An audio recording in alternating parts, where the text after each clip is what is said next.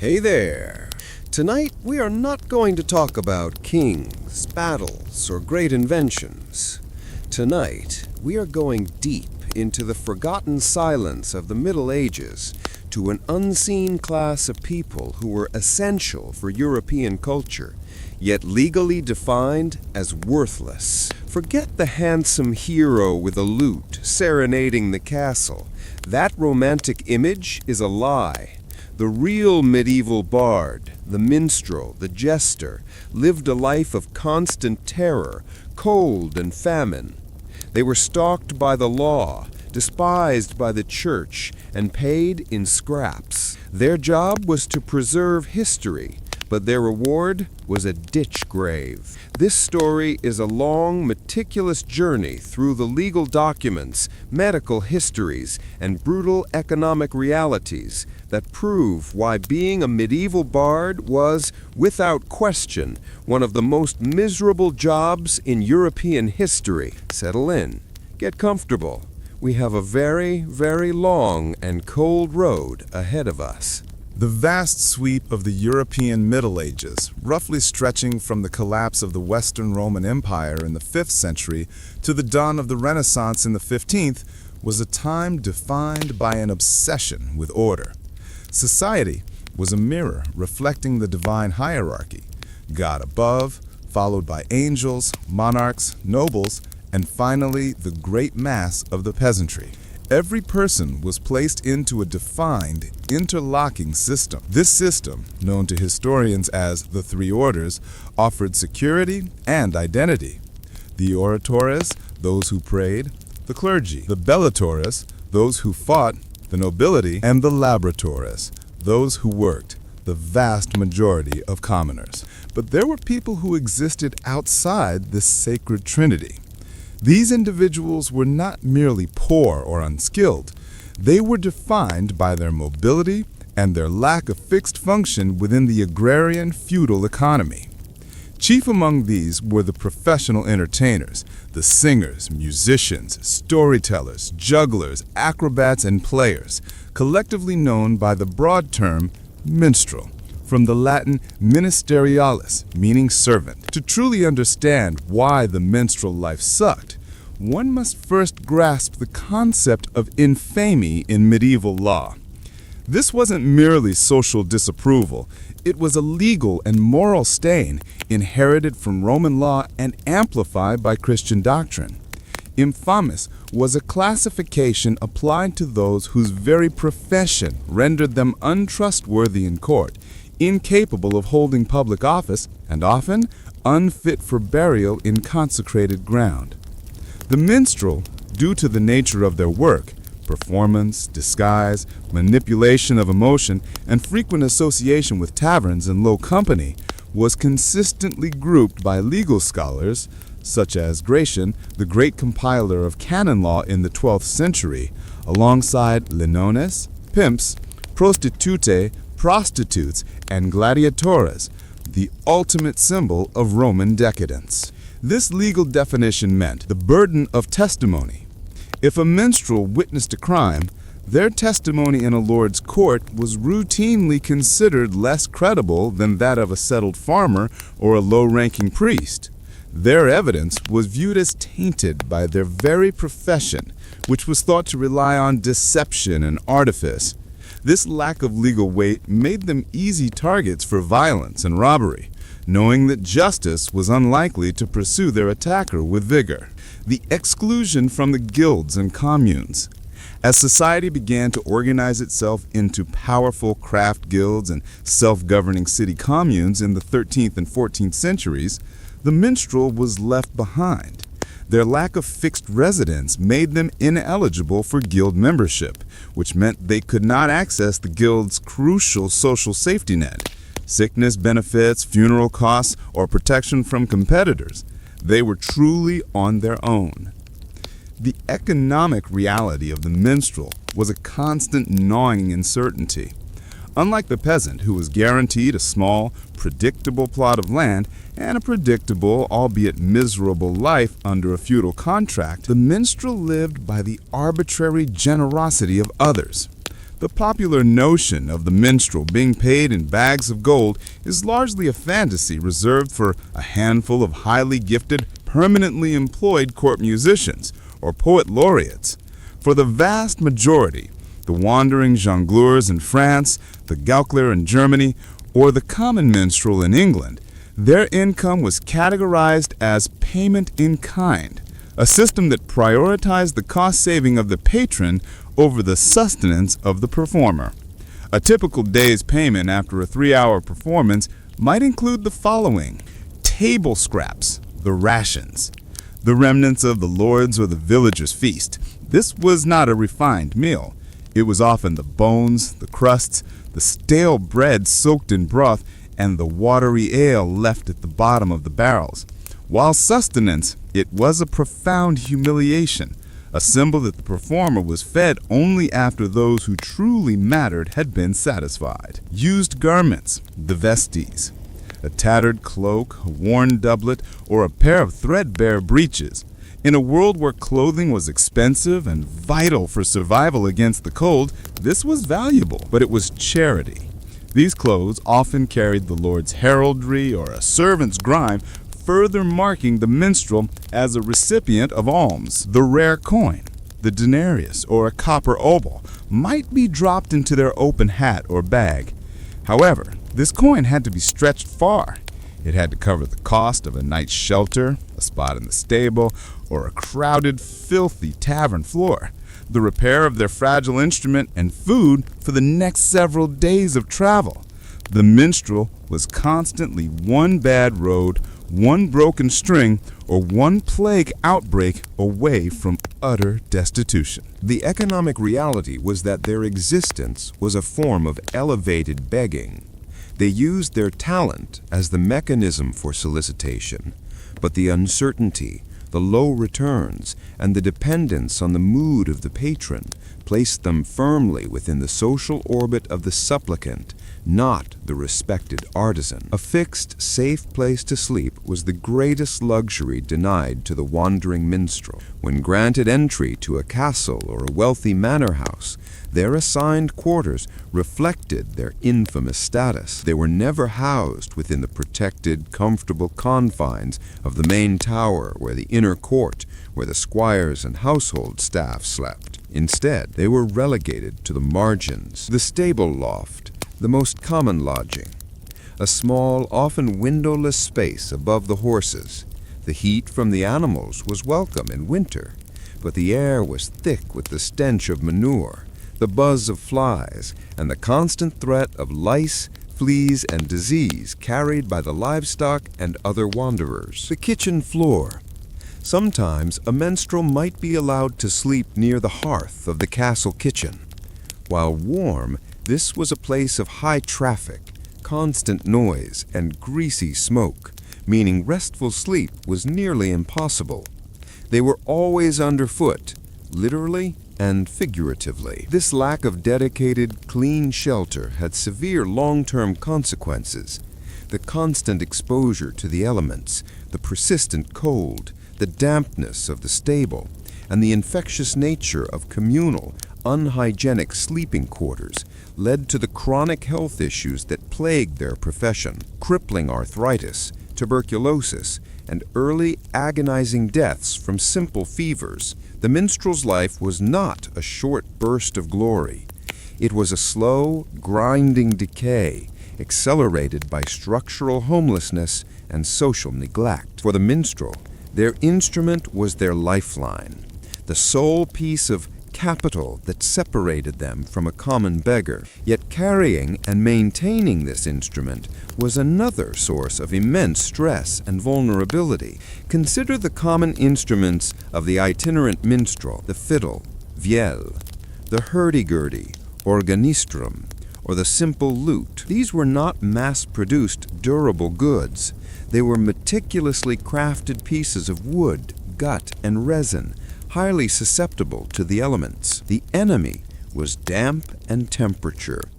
Traveling constantly meant exposure to sudden rain, deep river fogs, and the extreme temperature shifts between the frigid outdoor roads and the smoky warmth of a hall. Dampness was the instrument's greatest enemy. It warped the wooden sounding board, loosened the joints held together by hide glue, and rendered the fragile gut strings useless. A warped fiddle meant an unsellable performance. The cost of repair. If a string snapped, which was a frequent occurrence due to tension and moisture, it was a significant financial setback. Gut strings were expensive, often costing more than a day's meager wages. Finding a competent craftsman in a small village to repair a cracked soundbox was rare, forcing the minstrel to rely on rudimentary, often temporary self-repairs, further degrading the quality of their performance over time. The target of theft. Unlike a peasant's shovel or a soldier's sword, the minstrel's instrument was a portable, valuable item easily sold or pawned. This made the minstrel a prime target for bandits and common thieves on the lonely roads.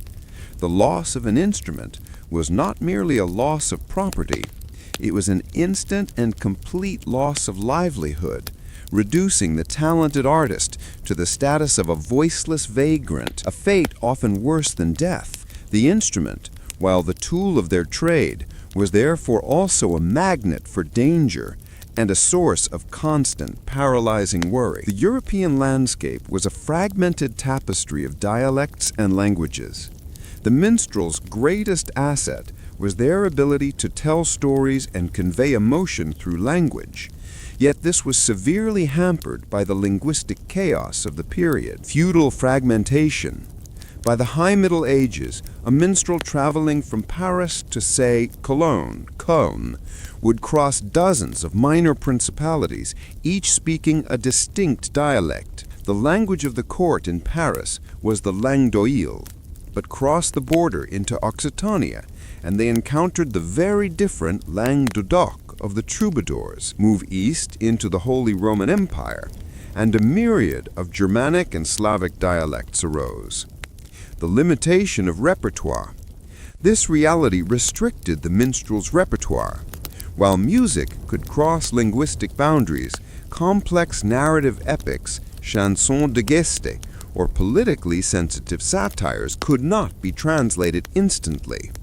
The minstrel had to carry multiple versions of their most popular stories, memorized in different tongues, an enormous feat of mnemonic capability, and risk offending the local dialect if their pronunciation was ever slightly off. The rise of the universal juggler. This linguistic difficulty often favored the performers who relied less on complex language and more on physical spectacle. The acrobat, the juggler, the animal handler, and the puppeteer could often secure more reliable work than the sophisticated lyricist, simply because their performance was universally understood. The highly skilled singer, the true bard of history and legend, was often economically disadvantaged compared to the man who could simply swallow swords or walk on his hands. Talent and linguistic sophistication often led to a harder life than simple visceral spectacle. The act of constantly wandering was the single most defining and most debilitating feature of the minstrel's life. They were never rooted, never truly belonging to a community.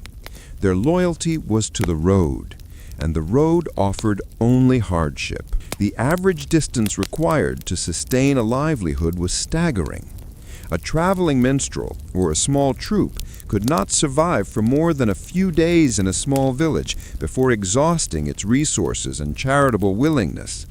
To secure enough annual work, they had to traverse major trade routes. The daily burden. Historians estimate a minstrel would have to average at least 10 to 15 miles of travel per day, simply to move between viable villages, monasteries, or minor manors. This travel was done on foot, often in heavy, ill-fitting boots, hauling their equipment and the few possessions they owned. Their bodies were in a constant state of exhaustion and micro-trauma. The state of the roads. The roads of the Middle Ages were, for the most part, simply unmarked tracks, often the remains of old Roman roads or mud-choked paths created by ox carts. They were rarely paved, poorly maintained, and lacked directional signage. A sudden downpour could turn a pleasant path into a boot-sucking morass, slowing travel and threatening to permanently damage their precious instruments. Banditry and the feudal tolls. The roads were not free. The minstrel was constantly vulnerable to armed bandits who targeted solo travelers. More legally, they faced the arbitrary imposition of feudal tolls. Every minor lord whose land a minstrel crossed felt entitled to extract a fee, payage, for passage. Since the minstrel was often broke, these tolls were frequently paid in labor or performance, forced to stop and entertain a grumpy gate guard for hours simply to gain permission to keep walking. Their time, their only true resource, was constantly being stolen by the petty bureaucracy of the feudal system. Gaining entry to a noble's manor or castle was a multi-stage, humiliating process that tested the performer's resolve more than their skill. The guard's vetting. The first and most important gatekeeper was the castle guard. The guard's primary function was security, and a wandering performer was inherently suspicious, a potential spy, an assassin in disguise, or a carrier of disease. The minstrel had to perform a short, often hurried and desperate piece right at the gate, proving their trade and their harmlessness while standing exposed to the elements. A grumpy or bored guard could, and often did, turn them away without recourse. The steward's judgment. If they passed the guard, they faced the steward, or seneschal, the master of the household. This official was the financial manager, focused on efficiency, not art. The minstrel had to prove they were worth the food and floor space. This audition was often held in the bustling, noisy atmosphere of the kitchen or the outer hall, competing against the clatter of pots and the barking of dogs. The steward's priority was to assess the minstrel's potential to provide new material. If the minstrel repeated a song the lord had heard the week before, they were immediately dismissed as redundant. The audience of one. The Lord's whim. The final performance was a terrifying tightrope walk. The entire purpose of the minstrel was to please the patron, and the patron's mood was notoriously fickle. A noble who had lost a chess match, been cheated by a rival, or was simply suffering from indigestion could take his ire on the performer. A single failed joke, a forgotten lyric, or a piece of music deemed too modern or too archaic could lead to instant dismissal, often without the promised pay. The minstrel's economic survival hinged on the unpredictable biochemistry of one single powerful man. The minstrel's wandering was not entirely a drawback. It made them valuable, but dangerously so. They were, by default, the primary carriers of non-local information, the news, the gossip, the political rumors, and the heroic tales from dozens of courts. The interrogation as entertainment. Nobles did not just want songs, they craved news from outside their immediate, isolated feudal world. Upon being admitted, the minstrel would often be subjected to intense, often alcohol-fueled interrogation. What did the Count of Flanders say about the king? Did the Bishop of Normandy seem ill? Is it true the Baroness across the river has taken a new lover? The treasonous whisper. This access to information was a double-edged sword. If the minstrel told a joke about a neighboring lord, they might delight their current patron. But if that joke was repeated and word got back to the subject of the satire, the minstrel could face severe reprisal, including beating, mutilation, cutting out the tongue, or even execution as a political provocateur. Forced secrecy. The most successful and long-lived minstrels were not the most talented, but the most discreet. They became masters of the non-committal answer, the evasive anecdote, and the strategically censored performance. They had to remember thousands of lines of poetry while simultaneously forgetting every piece of politically sensitive gossip they heard in the previous castle. Their art was the art of survival through silence, a profound contradiction for a professional storyteller. The physical hardships of the minstrel's life, the cold, the hunger, the violence on the road, were compounded by a profound spiritual terror. the judgment of the all-powerful medieval church. In a world where belief in the literal fiery torment of hell was absolute, the church's condemnation of the minstrel's profession was arguably the most psychologically damaging factor of their existence. The church was fundamentally suspicious of anything that encouraged vanitas, vanity, or distracted the soul from the pursuit of piety and salvation. The minstrel, whose job was to promote laughter, revelry, and secular fantasy, was seen as a direct agent of Satan's distraction. Early church edicts. Early church fathers were often explicit in their condemnation. St. Augustine, for instance, denounced the public performance, seeing the theatrical arts as a dangerous remnant of pagan Rome. This foundational distrust solidified over centuries into formal canonical law, the Council of Arles, 475 AD, and later decrees. Throughout the Carolingian and High Middle Ages, numerous church councils, the very bodies that dictated spiritual life, issued specific decrees that targeted entertainers. They explicitly grouped histriones, actors or performers, and mimes or jesters, with others deemed morally corrupt. These decrees often specified that such professionals were forbidden from receiving the sacraments, communion, marriage, and extreme unction, unless they abandoned their trade. The refusal of consecrated burial. The ultimate terror was the denial of a Christian burial. If a minstrel died while still practicing their trade, they were often refused burial in the consecrated ground of the churchyard. Instead, their bodies were interred in unconsecrated soil, a field, a ditch, or a crossroads.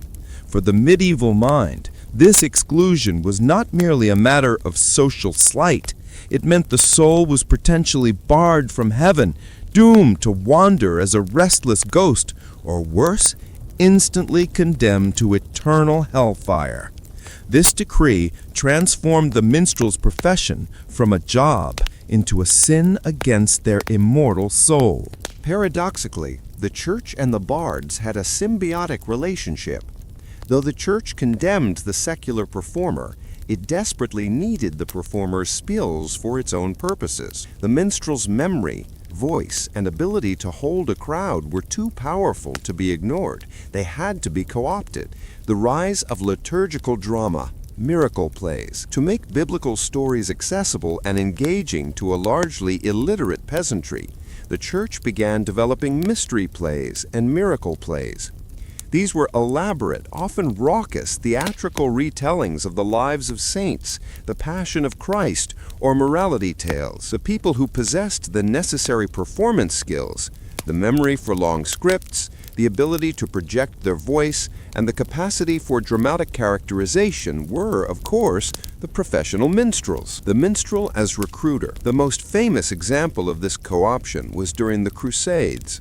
The church needed mass enlistment. Who better to travel the land, stirring up martial fervor and religious zeal than the highly mobile, highly persuasive minstrel? They sang of the glorious martyrdom awaiting those who fought the Saracens and of the divine reward in the Holy Land, often receiving payment from high-ranking bishops or local lords to spread this military propaganda, a life of hypocrisy. This created a deep personal hypocrisy for the minstrel. By day, they might be performing a pious story of St. George and the Dragon, securing the priest's approval and a warm meal.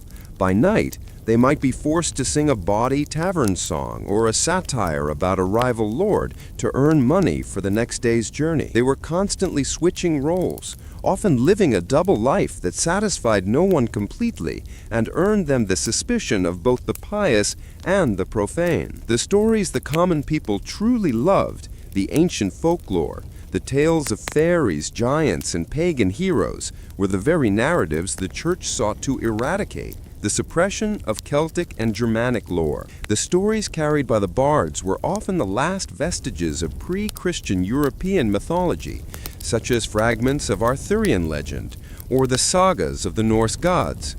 The church viewed these narratives as dangerous demonic echoes that kept the people tethered to false gods. Forced artistic conformity. The pressure was relentless.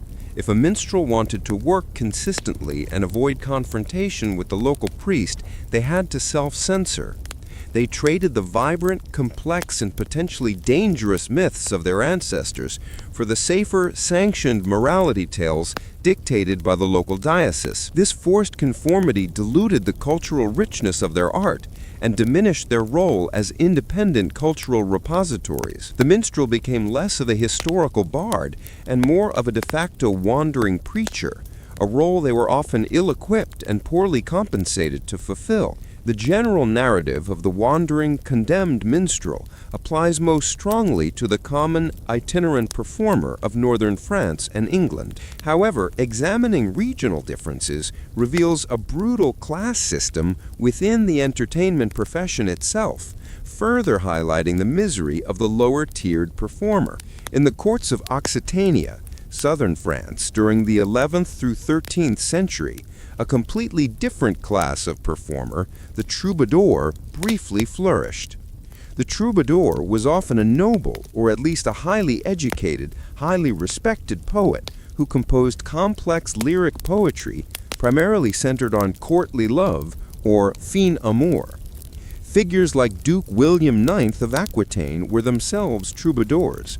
They were intellectual elites, secure in their status and patronage, and their poetry was sophisticated, often written in the langue d'oc, the jongleur servitude. However, the troubadour rarely performed his own work. He was the composer. The actual delivery, the singing, the instrument playing, the juggling, the acting, was done by the professional, low-status jongleur. The jongleur was essentially the troubadour's performing servant, an interpreter, who was paid a pittance to carry the work from court to court. The jongleur endured the dangerous travel, the fickle audiences, and the legal stigma, while the troubadour reaped the fame and patronage. This relationship perfectly illustrates the medieval reality. The artist might be noble, the performer was disposable. The only true exception to the European contempt for the bard was found in the Celtic fringes, Ireland and Wales. These societies retained an older, pre-feudal structure where the bard occupied a hallowed, hereditary place. Custodians of history, the Welsh bard and the Irish file were not mere entertainers. They were the legally sanctioned historians, genealogists, and judges of their tribes and clans. They underwent decades of rigorous, formalized training, memorizing thousands of lines of law and lineage. Their status was high. They owned land, advised chieftains, and were protected by law. The English conquest of Wales and the gradual subjugation of Ireland in the later medieval period directly targeted the bardic schools. English laws explicitly sought to suppress the bards because their memory and songs were the repository of national identity and resistance. By destroying the bards, the invaders sought to destroy the historical continuity of the native cultures. The fall of the Welsh and Irish bards from high office into persecuted obscurity mirrored the European minstrel's plight, confirming that independent cultural power was incompatible with the centralized feudal state. For a tiny fraction of the most gifted performers, there was an escape route, permanent employment. A lord might hire a court minstrel, often a highly skilled lutist or organist, on a permanent retainer. Security versus freedom. This offered unprecedented security, fixed room and board, an annual salary, and legal protection under the lord's livery. However, it came at the cost of absolute creative freedom. The court musician was obligated to praise the lord, flatter his family, and often write propaganda against his enemies. They were a golden cage, safe from the road, but politically and artistically constrained, living under the permanent, capricious scrutiny of their employer. This system left the vast majority of common, wandering minstrels in the worst possible position, too talented to be simple peasants, but too low status to be protected by the church, the law, or the elite courts. They were the essential glue of medieval communication, yet they were eternally condemned to the bottom rung of the social order, forever wandering, forever fearing the gallows and the denial of consecrated ground. In a world where literacy was largely confined to the clergy and a small fraction of the nobility and mercantile class, the minstrel was an essential human library. Their mind was the repository of history, literature, and news. This central role, however, imposed a mental and physical burden that is almost incomprehensible in the modern age. The minstrel's repertoire was vast. It had to include religious hymns, bawdy drinking songs, political satires, local gossip, and the great national epics like the French chanson de geste or the German Nibelungenlied, which could run to tens of thousands of lines of verse. The failure to recall a story accurately was not merely a blunder. It could lead to the loss of pay, or worse, accusation of disrespect or heresy. The memory palace technique. To manage this massive database, minstrels relied on sophisticated, though informal, mnemonic techniques, often unknowingly employing methods later formalized in the Renaissance. They utilized memory palaces, mentally associating parts of a long epic with specific locations in a familiar castle or town they had visited. The minstrel would walk through this mental space, triggering the next section of the poem with each imagined door, tower, or hallway. This intense, constant mental labor was physically exhausting. Formulaic composition. The Homeric method. The creation of new material was not purely spontaneous. Minstrels often used a formulaic composition style, relying on stock phrases, as in swift-footed Achilles or dark night fell, and rhythmic fillers. This allowed them to improvise rapidly when demanded, seamlessly stitching together known components to create seemingly new, lengthy narratives. This skill, while impressive, meant the mind was never truly at rest, constantly categorizing and refining its linguistic toolkit. The physical toll of memory. The physical consequences of this intense mental focus were profound.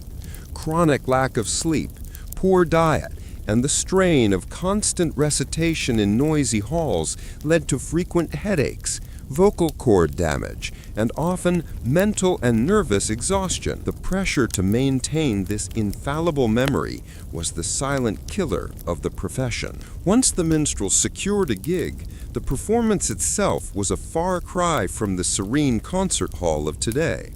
They were entertainers in an age of sensory overload and minimal structure. The noise and the smells. The great hall of a medieval castle or manor was a multifunctional space: dining room, barracks, court, and sleeping quarters. During a performance, the air was thick with the smell of unwashed bodies, stale ale, wood smoke, and dogs scavenging under the tables. The acoustic environment was horrendous, filled with the clatter of trenchers, the drunken shouts of soldiers, the crying of infants, and the restless movements of the household.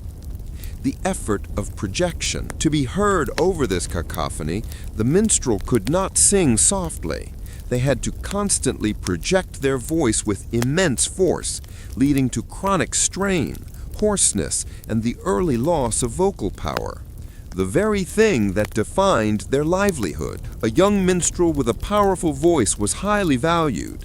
An aging minstrel whose voice was weak was one step closer to the beggar's bowl. The audience's cruelty. The audience was often drunk, illiterate, and demanding. They possessed the casual, often brutal cruelty of the socially dominant toward the socially disposable. Minstrels were expected to endure taunts, interruptions, and even the occasional thrown object, a bone, a rotten apple, without losing their composure or their place in the epic. The ability to deflect, counter, and absorb abuse was as crucial as the ability to play a tune. The latter half of the Middle Ages ushered in a series of technological and cultural revolutions that sounded the death knell for the independent wandering bard as a necessary cultural figure. The invention of the movable type printing press by Johannes Gutenberg in the mid-14th century did more to destroy the minstrel's economic viability than all the church decrees combined. The democratization of text. Before the press, history and story were perishable, existing only in expensive, handwritten manuscripts, accessible only to the elite or in the fragile memory of the bard.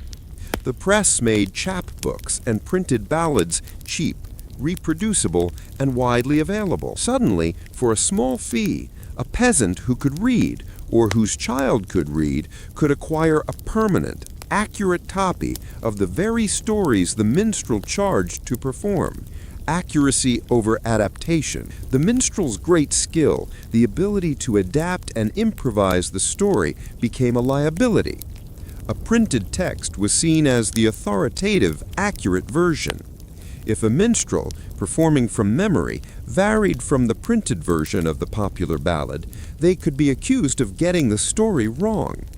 The written word began to be valued over the spoken performance, shifting the cultural value from the live fluid art of the minstrel to the fixed, permanent text of the poet. The decline of the human library. The minstrel was no longer the sole crucial link in the chain of cultural transmission. Their most valuable asset, their perfect memory, was rendered economically obsolete by mass production. Their role shifted from historian-educator to mere entertainer. The growth of the mercantile class in the burgeoning towns meant a slow but steady rise in literacy outside the aristocracy and the church. The bourgeoisie and the book. The new wealthy town dwellers often preferred the private, quiet consumption of literature via a printed book over the rowdy public performance of a minstrel. A book could be read at leisure, repeatedly, and consumed in the privacy of one's own clean, safe home. The minstrel's art belonged to the public, chaotic space of the tavern and the hall. The book belonged to the private, orderly space of the merchant's parlor. The ultimate, brutal end of the minstrel's historical role came not from technological change, but from a definitive political decision. The formal classification of the wandering entertainer as a criminal. In Renaissance England, the age of wandering freedom definitively ended. The state, increasingly centralized under the Tudors, and particularly Elizabeth I, had a deep political fear of uncontrolled mobility and uncontrolled speech. Wandering professionals were seen as potential spies, political agitators, and vectors of social unrest. The 1572 Act for the Punishment of Vagabonds. This legislation was the coup de grace. It created a chillingly clear legal distinction. Anyone performing for money who did not have a permanent, licensed noble patron was automatically classified as a rogue, vagabond, or sturdy beggar. Punishment and persecution. The penalties were savage. First offense, publicly and severely whipped and forced to bore a hole through the gristle of the right ear, a permanent mark of social degradation. Second offense, dealt with as a felon. Third offense, subject to execution. The birth of the acting company. This forced all professional players and musicians into a terrible choice: either stop performing and become a genuine beggar, or secure the patronage of a lord, transforming themselves into a registered lordsman. This act is why figures like William Shakespeare and his colleagues worked under the banner of groups like the Lord Chamberlain's Men. It was a survival mechanism, not just artistic branding. The age of the independent wandering minstrel was legislated out of existence, replaced by the Lord-sanctioned, tightly controlled acting troupe. By the 17th century, the minstrel was gone, but the stigma remained, the heredity of contempt. Even after the profession evolved into the legitimate actor or professional musician, the lingering contempt from the canonical laws and vagrancy acts persisted. Actors were viewed as morally loose, and musicians often struggled for respectability well into the 18th and 19th centuries. The medieval infamis status cast a shadow for hundreds of years. The Romantic reimagining. The final great injustice to the minstrel was the Romantic movement of the 19th century. Poets and novelists, safely ensconced in their middle-class homes, looked back at the medieval ages and invented the image of the carefree, noble troubadour, the image that began this saga. They stripped the history of the cold, the hunger, the whippings, the filth, and the fear of damnation, replacing it with a lute, a rose, and a moonlit balcony. The truth is that the medieval bard was a cultural hero, forced to live the life of a criminal. Their history is not a ballad of romance, but an endless, grueling epic of survival against the system. They preserved the culture of Europe with their memory and their voice, and their reward was to be despised in life, condemned in death, and ultimately erased from their own story. That is why it truly sucked to be a medieval bard. To fully grasp the wretchedness of the minstrel's existence, one must analyze the microeconomics of their trade, the constant, grinding effort to convert their art into basic sustenance within a non-monetary agrarian economy. Their financial life was a perpetual zero-sum game played against starvation. The medieval economy was dominated by barter and custom. Money, coinage, was often scarce, especially in rural areas, making the minstrel's already unpredictable income even more tenuous. The problem with custom? While a lord might be custom-bound to provide hospitium, hospitality to a traveler, this rarely extended beyond a single grudging night. The minstrel, therefore, could not rely on a standard rate or a fixed contract. Their payment was utterly arbitrary, based on the lord's current mood, the success of a recent harvest, or the amount of ale consumed during the performance. The devaluation of talent. The minstrel's talent was rarely priced based on skill. It was priced based on charity and utility. A skilled physician or a master blacksmith could command a predictable price for their specialized, tangible services. A minstrel offered something intangible, amusement, which, in the eyes of the feudal landlord, had a flexible, often negligible value. Their worth was assessed not as an artisan, but as an object of momentary pleasure. The necessity of side hustles. To survive, most wandering minstrels were forced to diversify their skills into less glamorous, more marketable roles. They were often barber surgeons, performing crude medical procedures like bloodletting, animal trainers with monkeys or dancing bears, peddlers selling small trinkets and charms, or even tooth pullers, anything to generate a predictable stream of income that a song alone could not guarantee. This constant dilution of their primary artistic purpose was a source of professional shame and physical overexertion. The minstrel's exclusion from the medieval guild system created a debilitating vulnerability to debt and exploitation. No access to capital. Guilds often acted as primitive banks or insurance schemes, providing small loans or sickness benefits to members.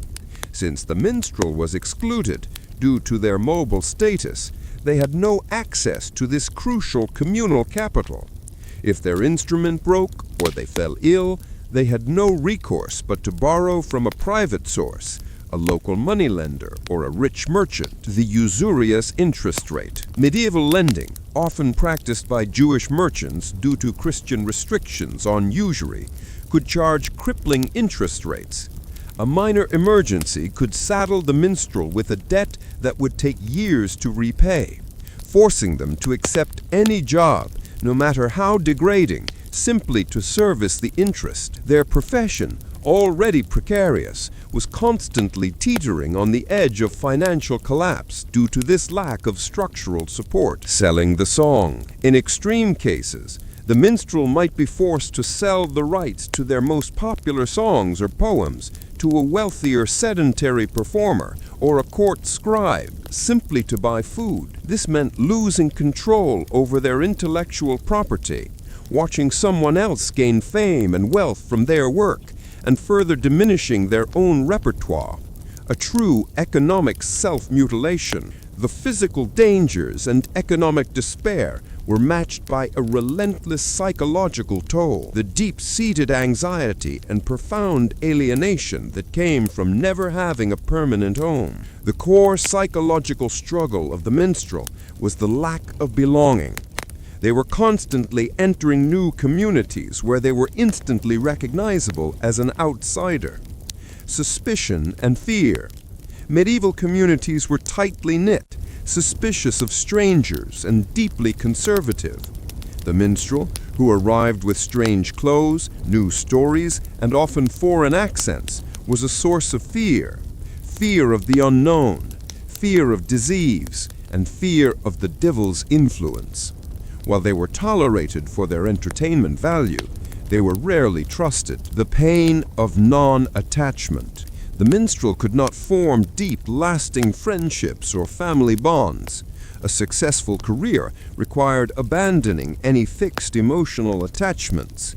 Every time they left a town, they left behind the possibility of genuine connection.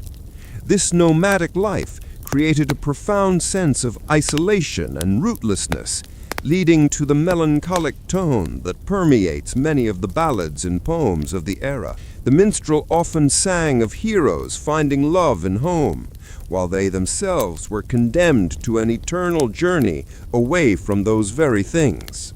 The mask of merriment. The greatest irony was the emotional labor required by their job. They were required to project boundless joy, energy, and wit, regardless of their own physical pain, fear, or profound sadness. This dissonance between the demanded public mask and the private reality led to deep psychological strain, a required, manufactured cheerfulness that masked a soul perpetually exhausted by anxiety. The minstrel's physical self was also a source of shame and psychological stress, tied directly to the medieval view of performance, the uncleanliness of the stage. Performance was often viewed as a display of the body, contorting it in acrobatics, painting it in disguise, or using it as a source of sensual pleasure, singing. In the church's eyes, this focus on the body was inherently sinful, diverting attention from the soul. This societal disgust was internalized by many minstrels, adding a layer of guilt to their professional existence. The aging crisis. The minstrel's body was their primary economic engine. Their livelihood depended on the agility of their fingers, the strength of their voice, and the stamina of their legs. Unlike a scribe, whose value increased with knowledge, the minstrel's value peaked in youth and declined rapidly with age and physical deterioration. There was no retirement plan. An aging minstrel was a terrifying figure, an artist with a wealth of memory but a failing body, condemned to spend their final years begging without the dignity of a performance. This looming physical obsolescence was a source of constant existential anxiety. The story of the medieval bard concludes not in the Middle Ages, but in the centuries that followed, as their painful reality was systematically erased and replaced by a comforting but false myth. The greatest betrayal of the minstrel's history occurred during the 19th century Romantic movement. Intellectuals and artists disgusted with the industrial squalor and rationalism of their own time look back to the Middle Ages through a lens of idealized fantasy, the invention of the noble troubadour. They took the name of the wealthy, high-status troubadour who composed poetry and applied the lifestyle of the low-status wandering jongleur who performed the poetry. They stripped away the filth, the disease, the legal persecution, and the theological terror, leaving only the appealing image of the free spirit. This was a comforting lie. If the past was so romantic, then perhaps the industrial present was not so harsh. The marginalization of the truth. Serious historians who sought to detail the legal and economic hardships using dusty court records and canonical law books were often ignored in favor of the beautiful yet fabricated poetry of the Romanticists. The true historical data was too boring, too harsh, and too inconsistent with the escapist fantasy the public craved. The minstrel's true enduring legacy is not the songs we remember, but the social structures they helped to solidify, the actor's long struggle. The stigma of the minstrel flowed directly into the status of the modern actor, the dancer, and the popular musician. Even today, professional performance is often viewed with skepticism by conservative society, a shadow cast by the medieval legal and religious condemnation. The struggle for performers to be seen as legitimate professionals rather than morally ambiguous entertainers is a direct inheritance of the minstrel's infamous status. The value of the forgotten hand. The medieval bard was the original independent journalist, the unpaid historian, and the democratizer of literature. They carried culture on their backs, enduring incredible suffering so that the vast illiterate mass of the European population could connect with their own history and imagination. Their life was defined by the endless cycle of creation and abasement. They gave the gift of song and story to the world, and in return, the world gave them a stable floor, a few scraps, and the permanent fear of the noose. The next time you hear a melody or read a legend that survived the Middle Ages, remember the thousands of forgotten individuals who walked hundreds of thousands of miles, risking their bodies and their souls simply to keep that fragile thread of human culture alive. Their endless story is the uncomfortable,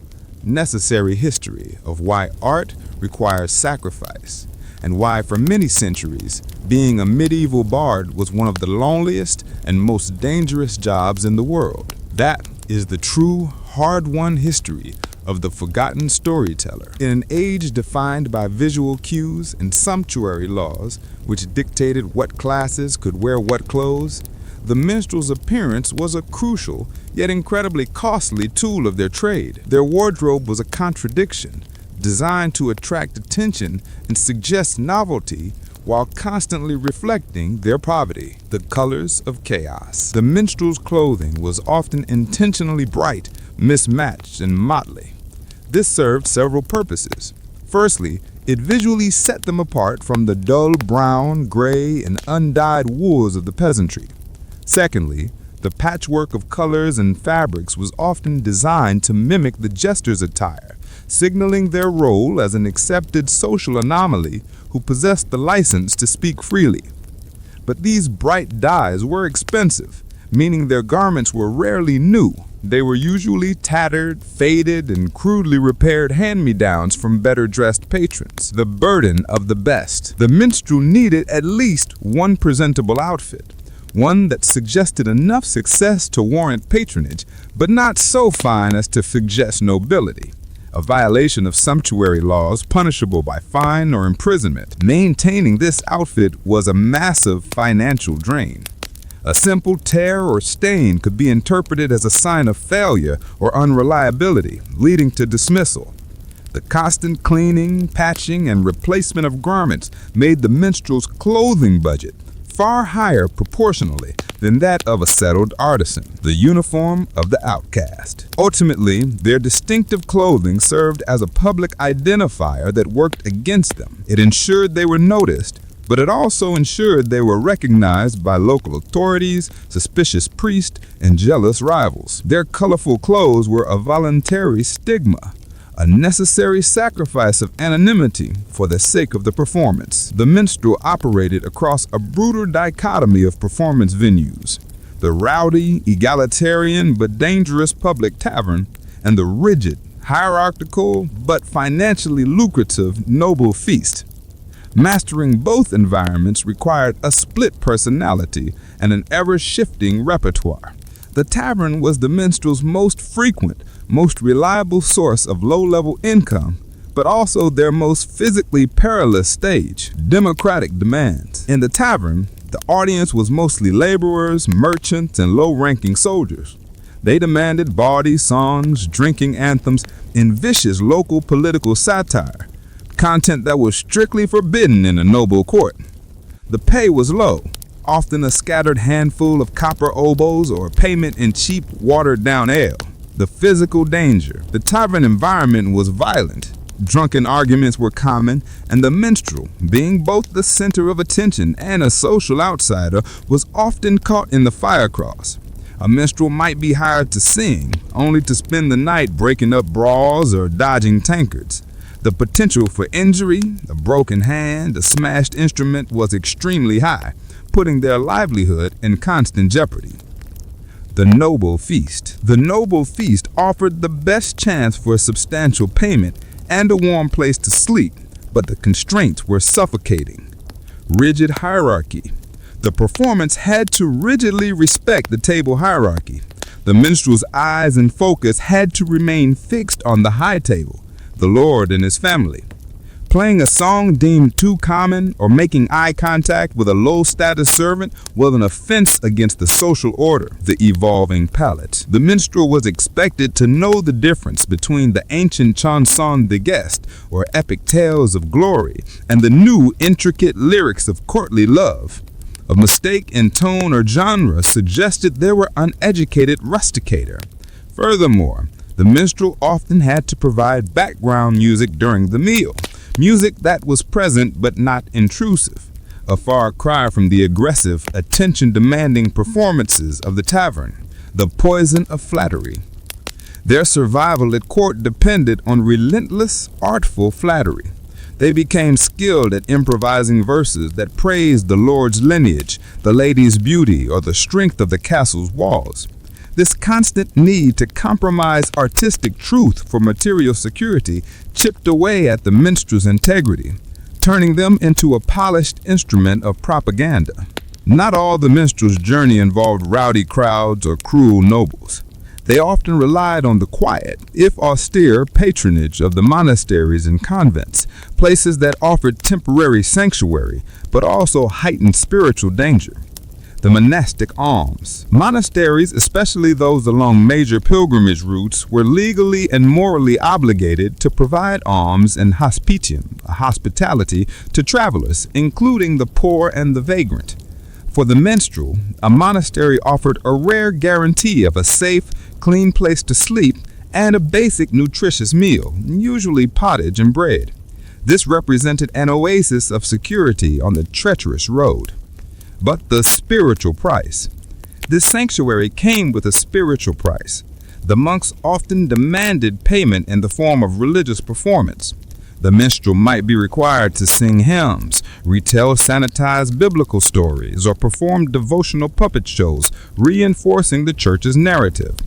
This was often a deeply uncomfortable exchange for the minstrel, whose primary repertoire was secular, but it was a necessary concession for the sake of survival. The scorn of the scribe. The monasteries were the centers of literacy and manuscript preservation. The monastic scribes and educated clergy, who meticulously copied classical texts, viewed the oral, improvised, and often crude performances of the minstrel with intellectual scorn. The minstrel was a performer, the scribe was a preserver. This division created a lasting intellectual hierarchy that dismissed the minstrel's oral tradition as unscholarly and ephemeral.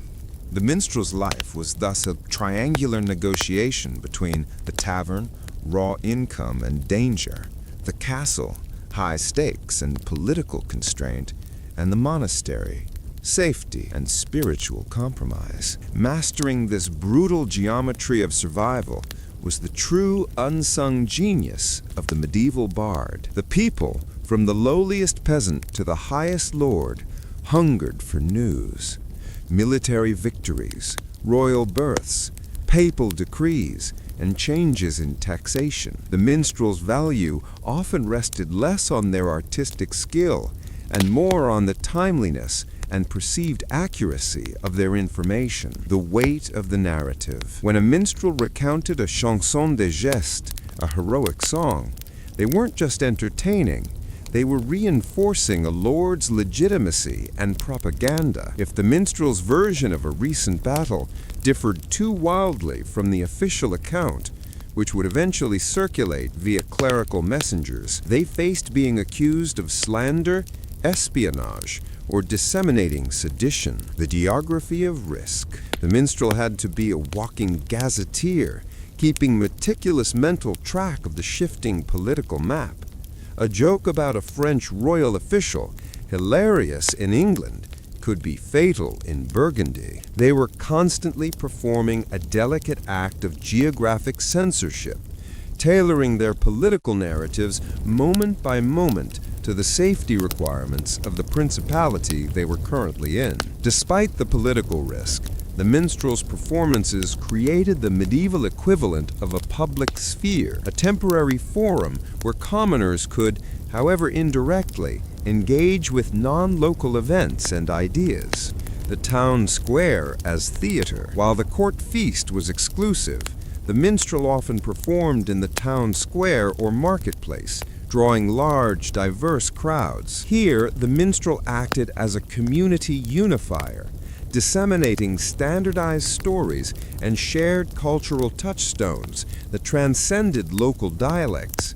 This was crucial for forming a nascent, shared national identity. The danger of empowerment. The minstrel's ability to unify and inform was also what made the centralized authorities, church and crown, so nervous. An entertainer who could gather hundreds and stir emotions with a song was an uncontrolled weapon of influence.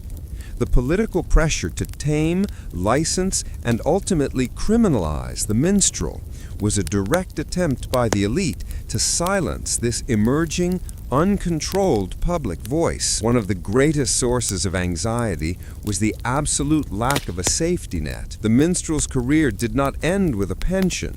It ended with physical decline, often leading to one of three grim scenarios. For the vast majority, the inevitable decline of their physical and vocal powers meant a slow, humiliating slide into true begging, the very status they had worked so hard to distinguish themselves from. Loss of distinction. An old, weak minstrel could no longer command a fee for performance. They were reduced to standing by the church door or on the bridge, relying purely on charity. The irony was bitter. Having spent a lifetime elevating themselves above the common vagrant through their art, they ended their lives as the indistinguishable poor, often suffering greater hardship due to their lack of community ties. A lucky few found sanctuary in the church, the very institution that had spent a lifetime condemning them. The conversion of convenience. An aging minstrel facing destitution might choose to take monastic vows late in life. By formally renouncing their past profession, confessing it as a life of sin, they secured a guaranteed roof, food, and the promise of a consecrated burial. This was not always a spiritual calling, but an act of economic desperation. The skilled monk. These former minstrels were often welcomed by the monastery, not for their piety, but for their skills. They became valuable assets, serving as copyists, writing down the songs they once performed, scribes or choir masters, teaching the monks the necessary vocal projection and music theory they had acquired on the road. Perhaps the most visceral terror was the possibility of punishment that permanently ended their ability to perform. Tongue and hand. A minstrel caught performing treasonous or excessively heretical material could face judicial punishment designed to silence them forever. The cutting out of the tongue for speech offenses, or the cutting off of the hand for theft or document forgery. The branded body. Later vagrancy laws, especially those of the Tudor period, included branding, a hot iron used to permanently mark the skin, often on the ear or shoulder. This marked rendered the individual a perpetual outcast, guaranteeing that every gate-guard, every potential patron, and every priest would recognize them instantly as a criminal peasant. The minstrel whose existence depended on mobility and the occasional assumption of a new persona was utterly destroyed by these permanent marks of shame. The medieval bard's life was a prolonged act of balancing immense cultural importance against profound social disposability. Their history is the testament to the fact that while art may be eternal, the lives of those who create it are often tragically short, brutal, and easily erased. The choice of instrument was dictated by the minstrel's need for portability, volume, and versatility.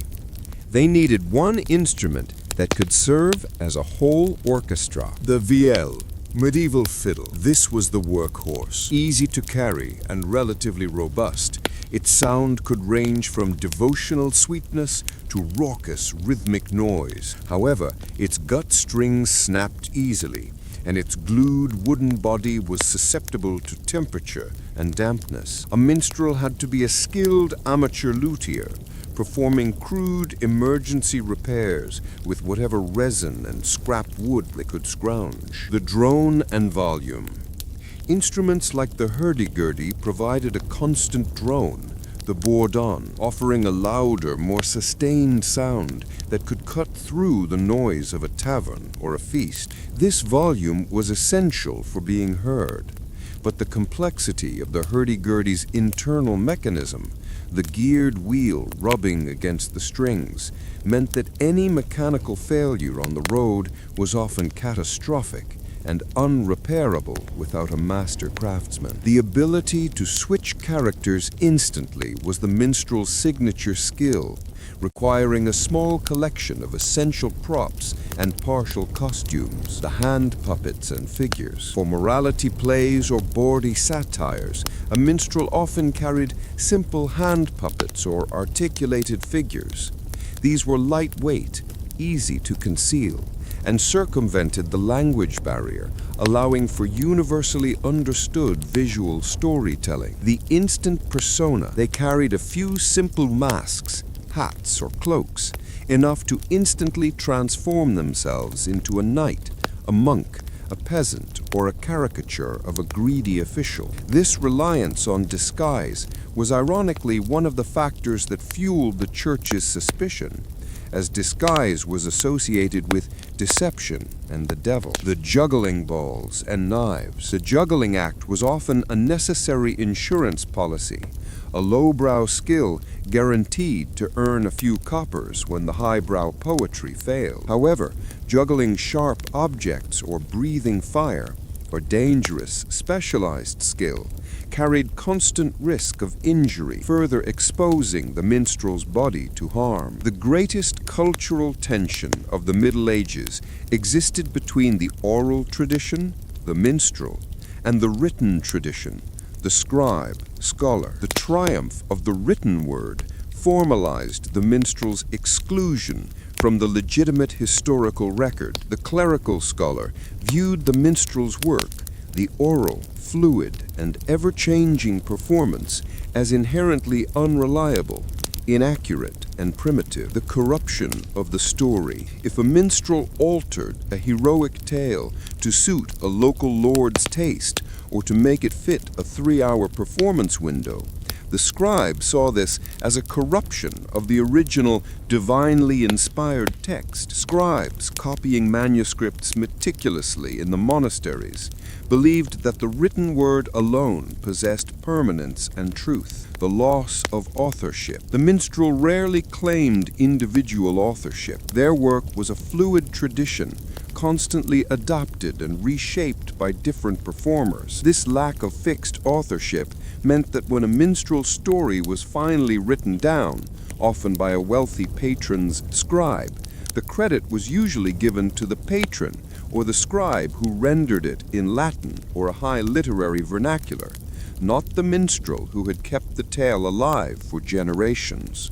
The minstrel was the medium, never the master. The church, through its control of monasteries and cathedrals, maintained a near absolute monopoly on formal education and literacy throughout the Dark and High Middle Ages. The unlearned artist. This meant the minstrel, regardless of their prodigious memory or musical genius, was often illiterate. They were excluded from the official structures of knowledge and considered unlearned by the literate elite. This intellectual scorn was a painful counterpoint to the minstrel's cultural importance. The minstrel as informant. Ironically, when historians today study the language, dialect, and popular culture of the medieval period, they often rely on the written records of songs and sermons penned by literate observers, the very people who despised the minstrel. These documents, such as the Carmina Burana, a collection of medieval songs and poetry, owe their existence to the oral tradition of the minstrels. Yet the minstrel remains an anonymous, filtered source. Their great contribution to language and literature was recorded, categorized, and preserved by their social and intellectual adversaries. In an age where formal religious doctrine suppressed discussion of the body, the minstrel often specialized in crude bodily humor, jokes about bodily functions, sexual misadventure, and physical deformities were highly popular among the peasantry and soldiers. The jester's scapegoat. The jester in particular utilized humor that mocked the human condition and the rigid rules of the court. By acting as the fool, they were permitted to say the unspeakable. This function, however, required the jester to sacrifice their own dignity, making themselves the primary object of the joke. They were the court's psychological release valve, absorbing the collective tension and anger through self-abasement, moral outcry. The church and the polite, educated elite viewed this type of humor as inherently satanic and a regression to uncivilized behavior. The minstrel's success in making the common people laugh at taboo subjects only deepened the clergy's conviction that the profession was a conduit for moral decay. The minstrel was often a potent, if disposable, satirist. Their songs could quickly turn a local official into a laughingstock, or spread discontent about high taxes or corrupt priests. The minstrel as mouthpiece. Because commoners lacked the platforms to publicly criticize the powerful, the minstrel often became their unofficial mouthpiece. This made the minstrel highly popular with the people, but terrified the authorities. The consequences of wit. An official or noble who was the target of a minstrel satire did not respond with a lawsuit. They responded with violence. The minstrel faced immediate threats of beating, imprisonment, or exile. Therefore, the successful satirist had to be incredibly skilled at anonymity and rapid retreat. They would perform the dangerous song in one town and be 10 miles away by dawn, hoping the speed of their travel would outpace the speed of the noble's wrath. While historical records predominantly focus on male performers, women were actively involved in the minstrel life, facing an intensified layer of social and legal danger. Women performers, or minstresses, ministrele, were a recognizable presence, particularly in southern Europe, Occitania, and in urban centers. Musical skills and dance. Minstresses often excelled as singers and dancers, skills highly prized at court and in taverns. However, their primary source of income was more vulnerable, often linked to their physical appearance and charm. The presumption of prostitution. Due to the church's blanket condemnation of infames and the minstrel's necessary association with taverns and long-distance travel, women performers were almost universally presumed to be prostitutes. This made them targets for violence, harassment, and exploitation by both patrons and authorities. The double stigma, being a performer and being a traveling woman,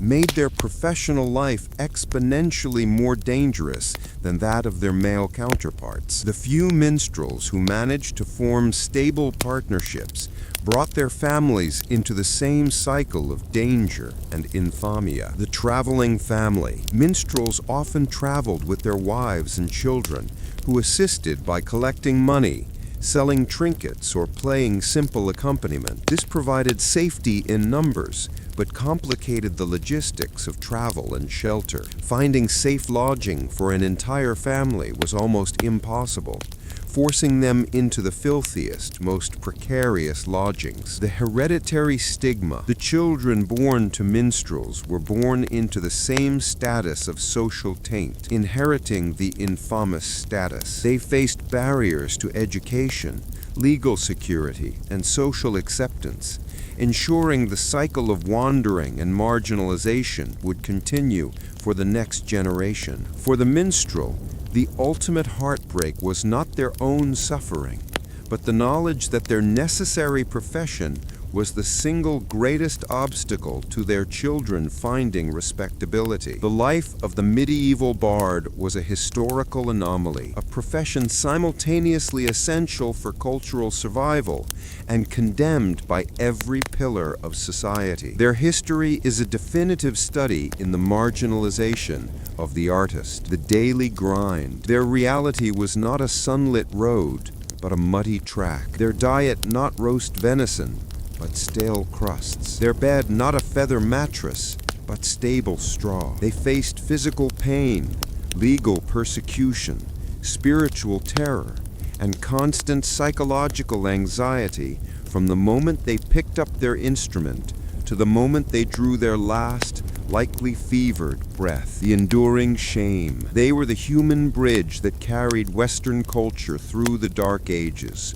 preserving the myths, the news, and the common language. Yet the price they paid was to be legally classified as less worthy than a serf, forced to choose between the integrity of their art and the sanctity of their soul. The final irony is that the stories and songs they risked everything to save, the very foundation of modern English and European literature, became the property of the wealthy and the literate, while the minstrel himself was left with nothing but the dust of the road and the stain of historical erasure. Their sacrifice is the endless, forgotten cost of the stories we love. To augment their meager income, many minstrels incorporated animals into their acts. This required a specialized skill set and further degraded their social standing, linking them explicitly to the world of circus and spectacle. The sight of a dancing bear or a trained monkey was a powerful magnet for coppers, especially among the rural peasantry who rarely saw exotic animals. Cost and constraint. Acquiring and maintaining a large animal like a bear or a bull used for crude performances like baiting was incredibly expensive, requiring significant capital for food, transport, and equipment like chains and muzzles. A minstrel with a large animal had less flexibility in their travel and was instantly conspicuous, drawing the scrutiny of local officials. The cruelty of the trade. The training methods were often brutal, involving sensory deprivation, painful restraints, or even burning the animal's feet to force unnatural movements. The minstrel, already battling a perception of moral taint, was often viewed with suspicion for their involvement in animal cruelty. The chain of command. The minstrel handling a bear was rarely the owner. They were often hired hands, paying a fee to a wealthy dealer for the use of the animal. This meant the minstrel's economic efforts were often enriching a third party, while they took all the physical risk and social shame. Monkeys and apes were popular sidekicks, Sinjins, small, clever, and less costly to feed than a bear. They were dressed in motley clothes and trained to perform simple tricks or mimic human behavior. The grotesque image. The minstrel with a monkey was a living embodiment of the grotesque, a blending of the human and the animal, the civilized and the base. The church specifically condemned the use of monkeys and mimics in performance, viewing them as a direct visual manifestation of the devil's mockery of humanity. The monkey was often associated with lust, vanity, and the chaotic power of the demonic. Increased spiritual danger. For the minstrel, This association intensified the threat of excommunication and the denial of Christian burial. To perform with an animal mimic was not just lowbrow entertainment. It was, in the eyes of many priests, an act of collaboration with the forces of darkness, further cementing their status as infamous or tainted. The series of devastating plague epidemics, most notably the Black Death, starting in 1347, fundamentally reshaped medieval society and, paradoxically, created a brief, morbid opportunity for the minstrel, followed by a long-term crisis. In the early phases of the plague, as death stalked the land, there was a surge in demand for the minstrel's services. The last feast. Facing imminent death, many lords and commoners indulged in extravagant last feasts, seeking loud, immediate distraction from the horrors outside. The minstrel was hired to provide frantic, dark entertainment, songs of morbidity, satire about the failed medical remedies, and the chilling spectacle of the danse macabre, the dance of death, which the minstrel often improvised with crude props. The cost of exposure. This work was the most dangerous of all. The minstrel, constantly moving between infected towns, castles, and taverns, was an excellent vector for the plague. Their high mobility, normally an asset, became a catastrophic liability. Thousands of minstrels, jugglers, and players died, their bodies often abandoned without rights or record. The demographic collapse caused by the Black Death fundamentally reshaped medieval society and eventually harmed the minstrel's position. The rise of the peasant. With a drastic reduction in population, the value of manual labor skyrocketed. Peasants could demand higher wages and better conditions. This meant that the minstrel's profession, viewed as non-essential, had to compete with highly lucrative jobs in farming and craftsmanship. Many lower-tier performers abandoned the road entirely for stable, well-paid agricultural work. The shrinking patronage. The plague decimated the nobility and wealthy clerical class, the primary source of high-paying patronage. Fewer lords meant fewer castles, fewer feasts, therefore fewer, more intensely competitive opportunities for the remaining minstrels. The survivors faced a buyer's market where patrons could demand perfection while offering minimal pay, further intensifying the psychological and economic pressure on the performers who clung to their trade. The Black Death offered a grim, temporary boon to the minstrel, but ultimately cemented their position as a non-essential luxury item in the brutal post-plague economy, accelerating the long, slow, agonizing death of the itinerant bard. When on the road between patrons, the minstrel relied entirely on their own resources. Their traveling provisions, carried in a small pouch, were simple, dry, and monotonous. Dry bread and hard cheese. The staple was stale bread, sometimes a thick oat or rye cake, and small chunks of hard, durable cheese. These items were essential because they did not spoil quickly and provided basic caloric density. Onions and garlic, essential for flavor and, critically, believed to ward off illness and evil spirits. They were carried in abundance, contributing to the often unpleasant scent associated with road travelers. The lack of protein and vitamins. Meat was an expensive luxury, rarely available. Fresh vegetables and fruit were virtually non-existent during travel, leading to chronic deficiencies. This nutritional poverty resulted in widespread issues: anemia, poor eyesight, and early tooth loss, all debilitating for a profession reliant on clear sight, strong voice, and presentable appearance. When a minstrel was finally admitted to a noble's feast, the sudden, extreme shift in diet was as dangerous as the constant hunger. The gout and the gut. The noble feast was a caloric overload, rich in meat, strong wine, and highly spiced foods that the minstrel's body was unaccustomed to. This abrupt change could lead to severe digestive distress, including diarrhea and vomiting. Chronic overindulgence in rich foods and strong ale during these brief periods of plenty contributed to conditions like gout, which, for a wandering performer, was a crippling sentence. The ale and the water. Ale was the primary beverage, not just for pleasure, but for safety, as the process of brewing sterilized the water. However, the consumption of large quantities of weak, sour ale, often on an empty or fatigued stomach, led to frequent intoxication, impairing performance and inviting ridicule or violence.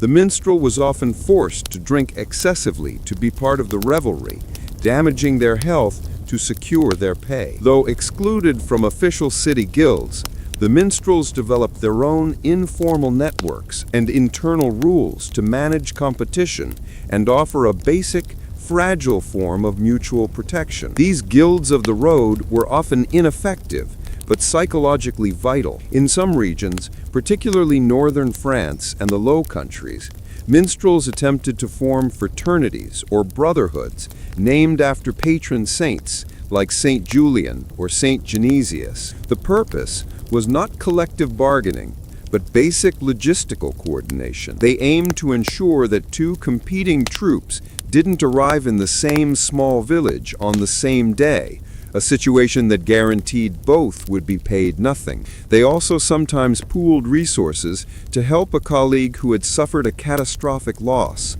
for example, a broken lute or an injury. The lack of power. These brotherhoods lacked the legal standing and political clout of the merchant or craft guilds. They could enforce their rules only through social shaming or physical intimidation, which was ineffective against a noble or a powerful competitor.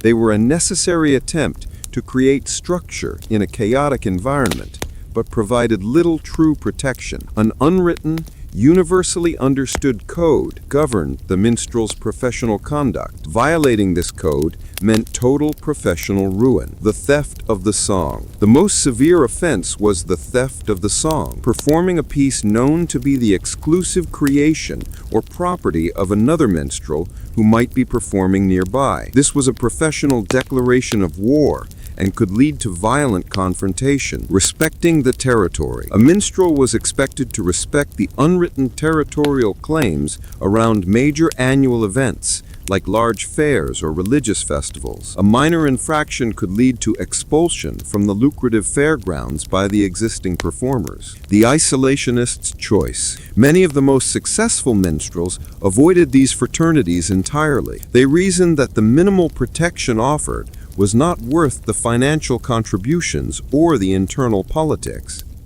They chose instead to rely solely on their speed, discretion, and unique talent, becoming highly isolated individuals. Their success was bought at the cost of community, reinforcing the solitary misery of the profession. The final, definitive step in the minstrel's descent from necessary cultural figure to legal criminal occurred during the 17th and 18th centuries, when the emerging age of reason and centralized state authority extinguished the last vestiges of their freedom. The rise of police power. The wandering minstrel, who symbolized chaos and unorthodoxy, was fundamentally incompatible with the Enlightenment's passion for order, categorization, and state control. New police forces and administrative laws were specifically designed to classify all non-landed travelers as public enemies. The Poor Law Reform. Successive reforms of the poor laws across Europe,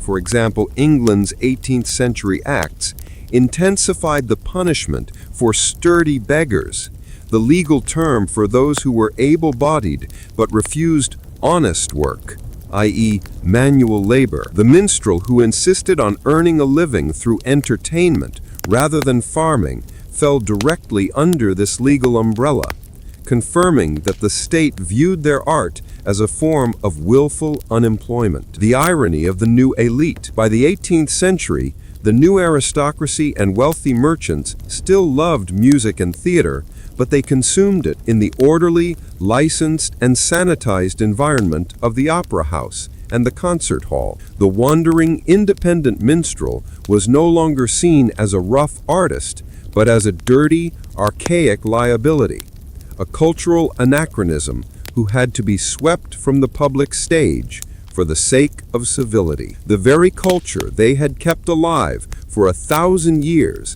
now had no use for them, except as a criminal to be suppressed. The minstrel's life was an endless, heartbreaking exercise in survival, leaving behind a legacy not of romantic ballads, but of legal persecution, disease, and the profound, unacknowledged sacrifice required to keep the human story alive. The minstrel's unique position, though socially condemned, made them an indispensable intermediary between the rigidly separated worlds of high culture, Latin, literacy, theology, and low culture, vernacular, illiteracy, folklore. This thankless task was crucial for the development of European languages and literature. The great historical narratives, the lives of saints, and the political chronicles were almost always written in Latin, a language inaccessible to 95% of the population.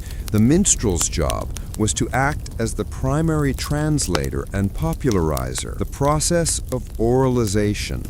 A minstrel might gain access to a summarized chronicle or a simplified saint's life through a literate patron or a sympathetic cleric. Their genius lay in taking the dense, fixed Latin prose and transforming it, on the fly, into rhythmic, easily memorized, and dramatically engaging vernacular verse, the language of the people. This process often stripped the story of complex theological nuance, but infused it with direct, visceral emotion, forging national identity.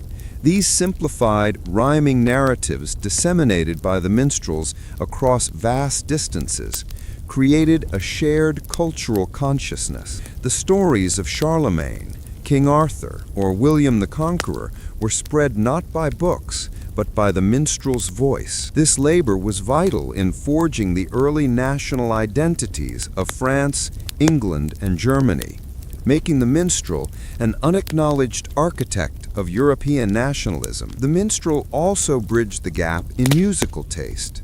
Noble courts favored complex, often polyphonic, multi-voiced music composed by trained musicians. The common people preferred simpler, rhythmic, monophonic tunes suitable for dancing and singing along. Simplification and adaptation. The minstrel would take the core melody or theme from a complicated court piece, strip it of its complexity, and adapt it to a simple, easily learned dance rhythm, often adding body or topical vernacular lyrics. They were the original popular music producers, making the elite's culture palatable and accessible to the common person. The cost of compromise. This constant translation, however, earned them contempt from both sides. The elitist composer saw the minstrel's simplified version as a crude debasement of their art. The simple peasant sometimes found the minstrel's music too complex or too refined compared to their local folk songs. The minstrel was constantly striving for a cultural middle ground that left them feeling respected by neither. While the minstrel's daily life was one of precarious penury, their annual income often hinged on a few highly lucrative, high-risk, and deeply chaotic annual gatherings, the great trade fairs and religious festivals. The great trade fairs, like those at Champagne in France or Stourbridge in England, drew thousands of merchants, nobles, and commoners, creating a huge temporary market for entertainment. Concentrated earnings. The minstrel could earn more money in 3 days at a major fair than in 3 months of wandering between villages. The concentration of wealth and patrons made these events indispensable. The competition and the conflict. However, every minstrel, juggler, and performer in the region knew this. The competition was brutal, leading to intense territorial disputes, price wars, and sometimes violent clashes between rival troops. The sheer number of vagrants and performers also drew intense police and clerical scrutiny, making the risk of arrest or religious condemnation exponentially higher. the minstrel's busiest day. At a fair, the minstrel often performed non-stop for 18 hours a day, their bodies driven by the desperate need to capitalize on the brief window of opportunity. This relentless schedule was physically draining and frequently led to collapse or serious illness once the event was over. Certain religious and seasonal festivals, such as the Feast of Fools, often around New Year's or Epiphany, offered the minstrel a unique, albeit temporary, license to invert the social order. Temporary anarchy. During these few days, the minstrel, or jester, was allowed and often encouraged to lead a period of mock chaos. Peasants might temporarily assume the robes of bishops. The jester might be crowned king of the feast. This ritualized subversion was a crucial safety valve for the rigidly hierarchical medieval society. The dangerous line. The minstrel was the conductor of this anarchy, but they had to know exactly when to stop the music. Stepping too far, turning the ritual mockery into genuine sedition, or allowing the chaos to spill over into the property of the ruling class would result in instant, severe punishment. The minstrel walked the dangerous thin line between necessary carnival and capital offense. The minstrel's professional life was a continuous series of high-stakes calculations, risking their lives for a few days of potential profit and risking eternal damnation for a moment of necessary, subversive laughter. The final, desperate act of financial self-preservation for an aging or compromised minstrel was to sell the only commodity they truly owned, their repertoire, often leading to the creation of the very historical records that ultimately erased them. In the late 14th and 15th centuries, as the printing press loomed and the value of oral performance plummeted, a few wealthy patrons or town scribes began to recognize the cultural value of the minstrel's accumulated memory. A patron might offer a few shillings and a generous meal to an old worn-out performer in exchange for reciting their entire known repertoire for a scribe to write down. The minstrel, facing starvation, would accept this offer, effectively transferring decades of artistic labor and cultural memory onto paper for the price of a week's food. This transaction was an act of both preservation and dispossession. It saved the songs from oblivion, but it guaranteed the anonymity and poverty of the singer. The scribes rarely bothered to record the minstrel's name, their history, or the context of the songs. They simply noted the lyrics. Thus, the minstrel's masterpiece, the thousands of lines of poetry, the unique melodies, the nuanced political satire, became the property of the written tradition, securing the glory of the patron who paid for the parchment and the clerk who held the pen, while the minstrel walked away with a full stomach and an empty future, having traded their entire life's work for a temporary reprieve from hunger, becoming a ghost in their own story. While the condemnation of the church and the violence of the noble were existential threats, the minstrel's daily misery was often inflicted by the petty bureaucrats of the burgeoning towns and chartered cities, the gatekeepers, the toll collectors, and the municipal police. As towns grew in size and wealth during the High Middle Ages, they implemented strict regulations designed to ensure order and public health, and the minstrel, as a non-resident vagrant, was perpetually on the wrong side of these laws. At every town gate, the minstrel was subjected to inspection, not just for weapons or contraband, but for signs of disease, evidence of work, and proof of patronage. The local authorities, jealous of their town's hard-won stability, viewed the mobile minstrel as a threat to their carefully maintained order, a carrier of both pestilence and sedition. The gatekeeper held immense arbitrary power. They could demand a performance for passage, fine the minstrel for perceived slovenliness, or deny entry entirely on suspicion of sturdy beggary. forcing the performer to camp outside the city walls in dangerous, unsanitary conditions, often losing access to the day's potential market. This constant low-level harassment, the perpetual need to justify one's presence and one's profession to an endless succession of minor officials, was a corrosive psychological drain, adding the stress of bureaucratic tyranny to the physical strain of the road, solidifying the minstrel status as a necessary evil to be endured only at the perimeter of polite society. The ultimate, long-term tragedy of the medieval bard is not just their poverty, but their systematic erasure from the historical and social record, a process that began with their own lifestyle. In the feudal world, identity and security were tied to lineage and fixed property. One was John, son of Thomas, who owns the field by the river. The minstrel, having neither fixed property nor a permanent parish, was difficult to track, and their profession was considered too ignoble for formal recording.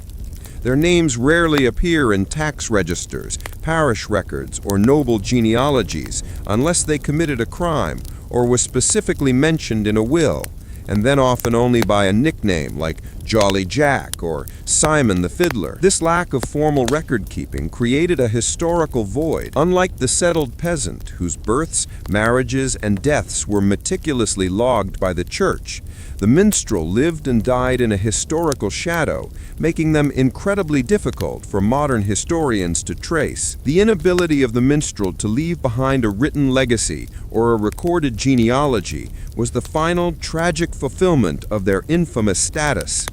They were not just excluded from society in life, they were deliberately excluded from history after death, confirming their fate as the most culturally vital yet historically anonymous profession of the entire medieval age. Their endless, forgotten history ends not with a grand final battle, but with the cold, silent truth of an empty page in the village ledger. Developing a major piece of work, such as a localized chanson de geste tailored to a specific noble lineage, could take a minstrel years. This development involved research, oral history, spending weeks gathering local histories, genealogies, and scandalous rumors. This required traveling to remote, isolated manors and monasteries, consuming time that could otherwise be spent earning money, composition, and memorization. The intense, focused effort required to structure and memorize thousands of lines of verse, often while battling hunger and lack of sleep, rehearsal and refinement, testing the material on small, less important audiences, like servants or village crowds, to gauge reactions, identify weak points, and ensure the political satire was just subtle enough to avoid immediate physical retribution. This multi-year investment had 0% return rate until the final, successful performance for a major patron. If the minstrel died during the development phase, or if the political landscape shifted, rendering the material obsolete or treasonous, all that time and effort was instantly worthless. The minstrel's repertoire was their intellectual property, yet they had no means to defend it. Rapid appropriation. As soon as a minstrel performed a successful new song in a large town, rival performers would instantly attempt to memorize and reproduce it. Within weeks, the original piece could be circulating among dozens of competitors, severely diluting the minstrel's economic advantage. The lack of copyright, since written law and custom did not recognize the concept of oral copyright. The minstrel's primary defense was skill and reputation. They had to constantly create material that was so complex, so timely, or so unique that their rivals couldn't effectively copy it, a demand that intensified the physical and mental stress of creation. The minstrel was forever running on a creative treadmill, knowing that their best work would quickly become public domain without compensation. Warfare, a near-constant feature of the Middle Ages, profoundly affected the minstrel, offering unique, highly dangerous opportunities for employment and first-hand witness to history. Nobles often brought minstrels with them on military campaigns, transforming them into mobile propaganda machines, boosting morale. The minstrel's primary function was to raise the morale of the troops, singing rousing chansons de geste about past heroes, composing new, flattering songs about the current lord's bravery, and reminding the often reluctant peasants turned soldiers of the glory and possible loot awaiting them, the heralds of conflict. Minstrels were also used in psychological warfare, sometimes sent to the enemy camp under a flag of truce to sing insulting, morale-destroying songs about the opposing lord's cowardice or poor lineage. This was incredibly risky, as the enemy rarely respected the minstrel's non-combatant status, and they often faced immediate violent retribution. The minstrel's place was rarely far from the action. They were expected to witness the events they would later immortalize. Injury and trauma. Minstrels were often caught in skirmishes, ambushes, or the brutal, disorganized retreats that characterized medieval warfare. A permanent injury, a crippled hand, a facial scar, could instantly and permanently end their career. Furthermore, witnessing the horrific violence and mass death of the battlefield would inflict deep psychological trauma, which the minstrel had no means or social license to address. The fabricated narrative. The minstrel's testimony became the foundation of future history. However, their account was inherently compromised. To survive and secure future patronage, they had to craft a narrative that exaggerated the Lord's heroism, minimized his losses, and conveniently omitted his cowardice or brutality. The minstrel was forced to choose between historical truth and financial survival, almost always choosing the latter, cementing their role as a subsidized liar. The final indignity of the minstrel's life was the almost certain fate of dying without a will, without property, and often without a proper name, confirming their social exclusion even in death. The law of escheat. Since the wandering minstrel possessed no fixed land or recognized legal domicile, any minor possessions they had upon their death, an instrument, a few coins, a cloak, often reverted immediately to the local lord or the crown under the law of escheat, the forfeiture of property to the state. Their wife or children had no legal claim, the anonymous grave. Due to the clerical condemnation, many minstrels who died on the road were buried in unhallowed ground, in a ditch, under a tree, or in a pauper's pit. They were denied the final comfort of Christian ritual and the marker that would allow their family, however poor, to locate their resting place. The absence of memory. The minstrel's greatest fear, the erasure of their identity, was fulfilled in death. They were remembered in fragmented, anonymous songs, but their personal history, their suffering, and their name dissolved into the endless silence of the medieval landscape. The true history of the medieval bard is therefore a history of endurance against a system designed to forget them. Developing a major piece of work, such as a localized chanson de geste tailored to a specific noble lineage, could take a minstrel years. This development involved research, oral history, spending weeks gathering local histories, genealogies, and scandalous rumors. This required traveling to remote, isolated manors and monasteries, consuming time that could otherwise be spent earning money. Composition and memorization. The intense, focused effort required to structure and memorize thousands of lines of verse, often while battling hunger and lack of sleep. Rehearsal and refinement. Testing the material on small, less important audiences, like servants or village crowds, to gauge reactions, identify weak points, and ensure the political satire was just subtle enough to avoid immediate physical retribution. This multi-year investment had a 0% return rate until the final, successful performance for a major patron. If the minstrel died during the development phase, or if the political landscape shifted, rendering the material obsolete or treasonous, all that time and effort was instantly worthless. The minstrel's repertoire was their intellectual property, yet they had no means to defend it. Rapid appropriation. As soon as a minstrel performed a successful new song in a large town, rival performers would instantly attempt to memorize and reproduce it. Within weeks, the original piece could be circulating among dozens of competitors, severely diluting the minstrel's economic advantage. The lack of copyright. Since written law and custom did not recognize the concept of oral copyright, the minstrel's primary defense was skill and reputation. They had to constantly create material that was so complex, so timely, or so unique that their rivals couldn't effectively copy it, a demand that intensified the physical and mental stress of creation. The minstrel was forever running on a creative treadmill, knowing that their best work would quickly become public domain without compensation. Warfare, a near-constant feature of the Middle Ages, profoundly affected the minstrel, offering unique, highly dangerous opportunities for employment and first-hand witness to history. Nobles often brought minstrels with them on military campaigns, transforming them into mobile propaganda machines. Boosting morale.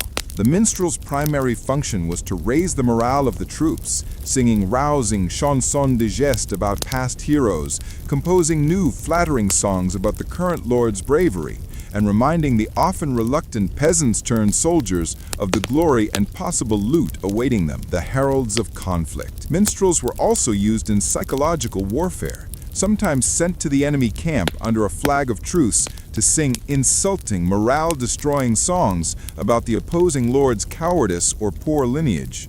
This was incredibly risky, as the enemy rarely respected the minstrel's non-combatant status, and they often faced immediate, violent retribution. The minstrel's place was rarely far from the action.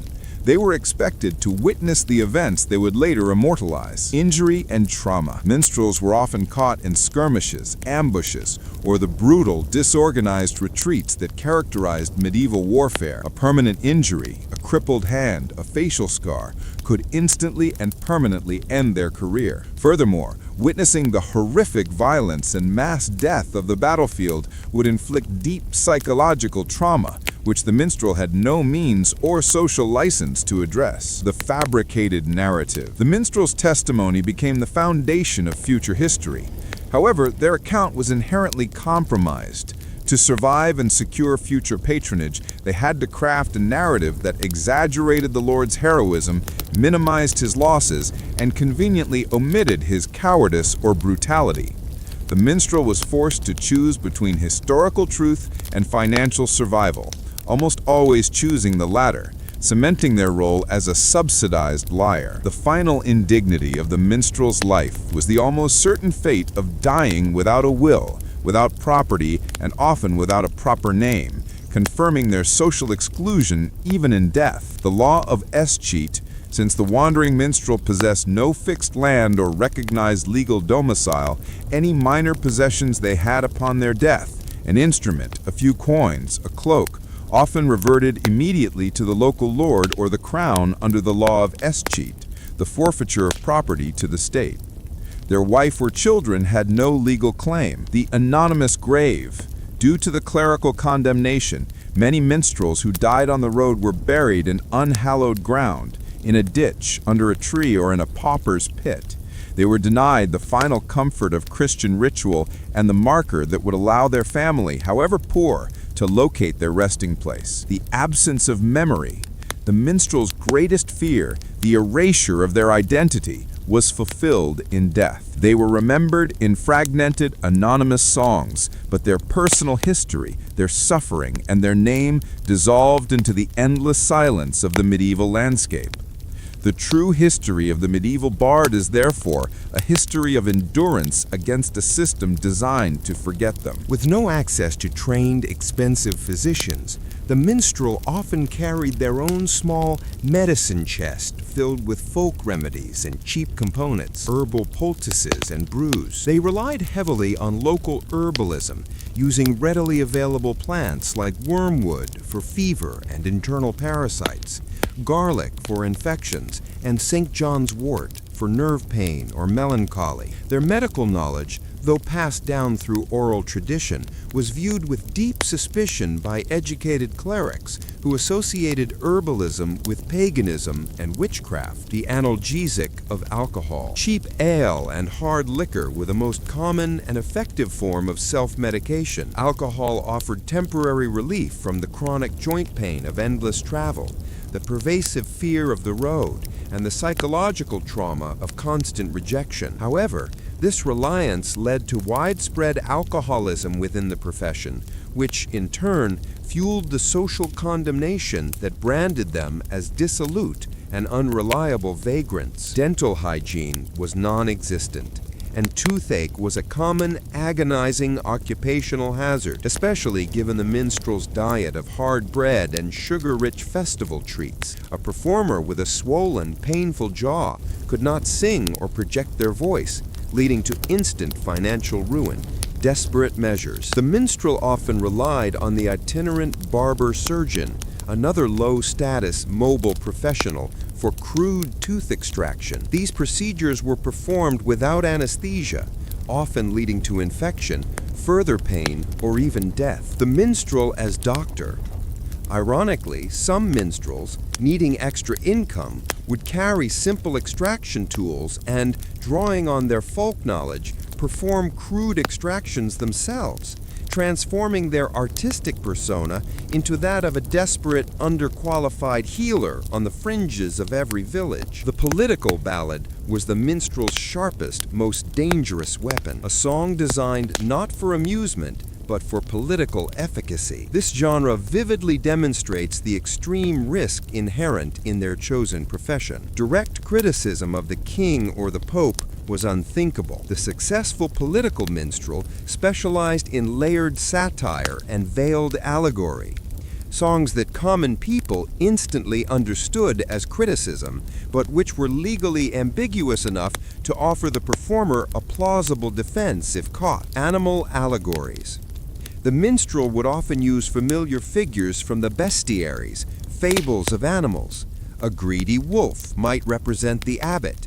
A cruel fox might represent the local sheriff. This tradition allowed the minstrel to express deep-seated public grievances, tax burdens, corrupt officials, or unfair laws, without ever uttering the official's name. The collective memory of grievance. The songs, once taught, were quickly adopted by the general populace, becoming a form of communal protest. The minstrel's true power lay not in the performance itself, but in distributing the easily memorized, infectious lyrics that allowed the peasantry to sing their own discontent long after the performer had moved on. The ruling class was acutely aware of the power of the minstrel's song. The common response to a seditious ballad was not formal legal process, but a swift, brutal act of extrajudicial violence.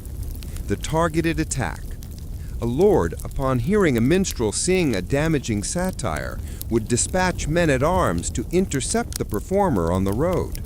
The aim was not arrest, but maiming or intimidation, a public beating, the breaking of an instrument, or the permanent injury of the hands or voice. This served as a chilling warning to all other performers about the limits of their freedom of speech. The minstrel's evasion. Survival in this subgenre required a specialized skill set, mastery of disguise, multiple escape routes from every town, and a network of trustworthy informants, often fellow vagrants or low-ranking servants, who could warn them of approaching danger. The most politically active minstrels were the most isolated and the most perpetually fearful. The final, essential chapter of the minstrel's history details the slow, post-medieval process by which their condemnation was reversed, transforming the despised vagrant into the romantic hero we recognize today. This transformation is a testament to the power of selective memory. The early Renaissance, 15th and 16th centuries, saw a renewed interest in classical Greece and Rome.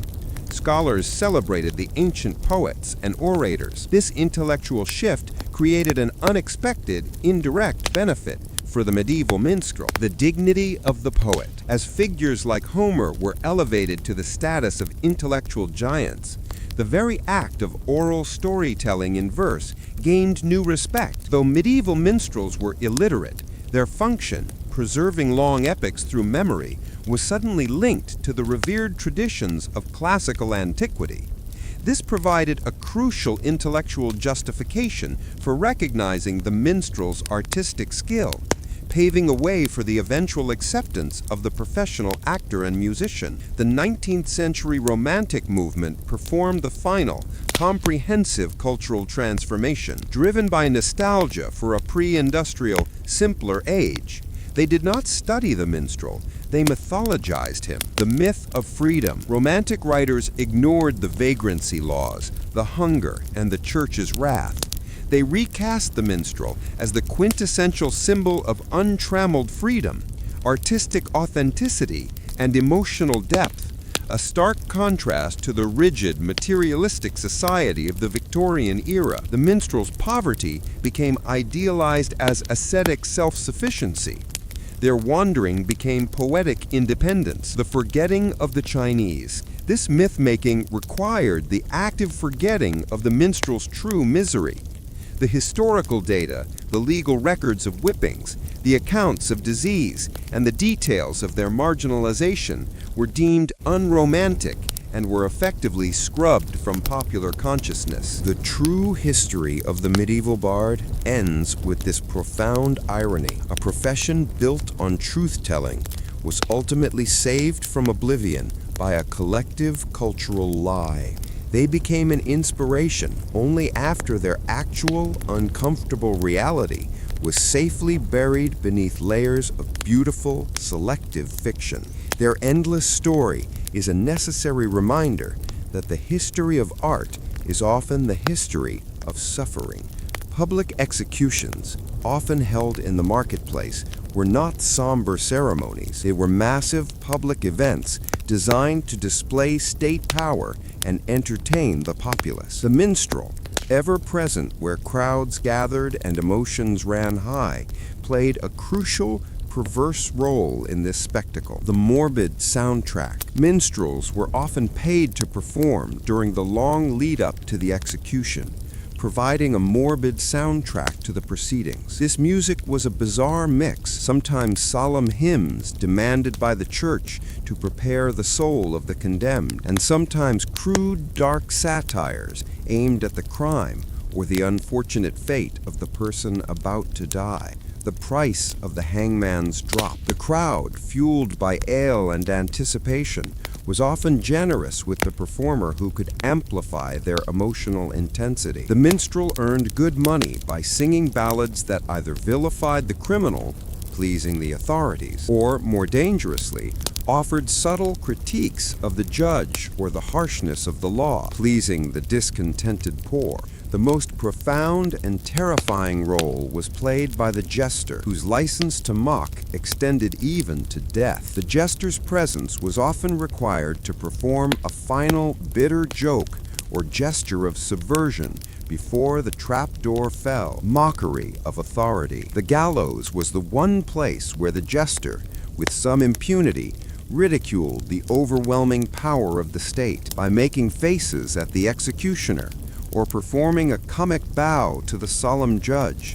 The jester momentarily stripped the event of its terror and reduced the agents of power to human figures of farce. The quick exit. This daring, however, required the minstrel or jester to know the exact moment to cease their commentary and flee. A joke told just 1 second too long, crossing a line from sanctioned humor to genuine insult, could result in the performer being dragged onto the gallows platform themselves. This was the ultimate high-risk performance, where the stakes were literally life and death. The minstrel's art born of need, found its most brutal validation in the presence of death. The wandering medieval minstrel did not vanish entirely. Their skill set and precarious social status were absorbed and transformed by later professions, confirming their enduring, if often unacknowledged, influence on public performance. In France and Italy,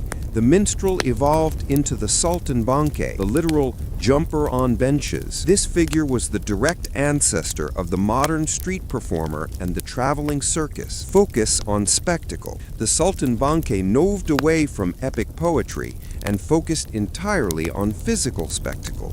Acrobatics, fire-eating, juggling, and trained animal acts. This was a direct response to the rising literacy rate, which devalued the minstrel's oral memory but amplified the value of visceral, visual entertainment. Enduring stigma. Even in the 17th and 18th centuries, these traveling performers carried the same legal stigma as the minstrel. They were still subject to vagrancy laws, harassment, and moral condemnation by the church and polite society, demonstrating the long life of the medieval concept of infamia. In England, the minstrel's narrative function was splintered. The minstrel's repertoire, their songs and stories, were commercialized by the ballad seller or broadside printer, paper over voice. The ballad seller, often operating near taverns or fairs, printed cheap single-sheet paper copies, broadsides of popular songs,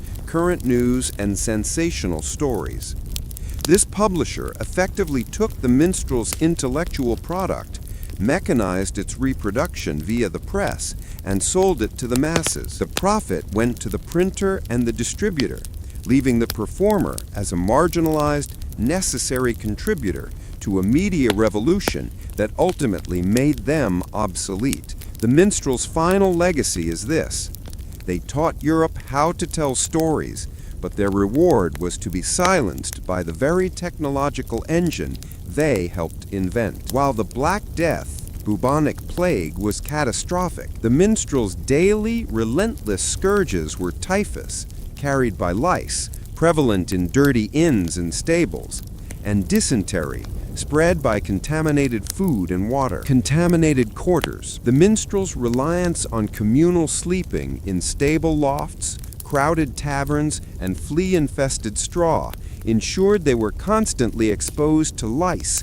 and the diseases they carried. Typhus fever, marked by high fever, headaches, and rashes, quickly incapacitated the body, ending a performing career with brutal finality. The deadly water. Traveling often meant drinking from stagnant streams or poorly managed communal wells. Dysentery and other gut parasites were endemic, leading to chronic weakness, dehydration, and eventual death. The simple act of obtaining a drink of water was a constant, high-risk gamble.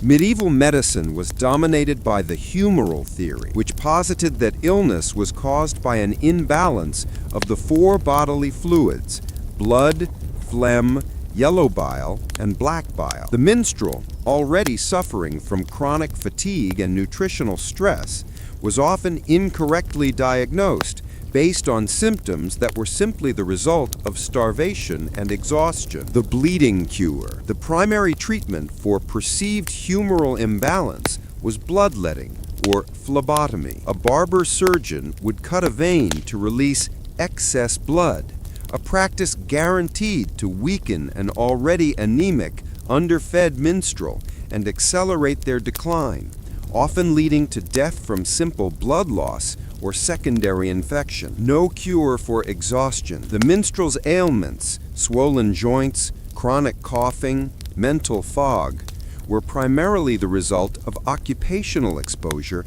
and malnutrition. Since medieval medicine lacked the concepts of vitamins or pathogens, the professional performer had no access to a real cure. They were doomed to a slow, irreversible physical decline that was misidentified and mistreated until the end. The minstrel's ultimate cultural replacement was not the printer, but the novel.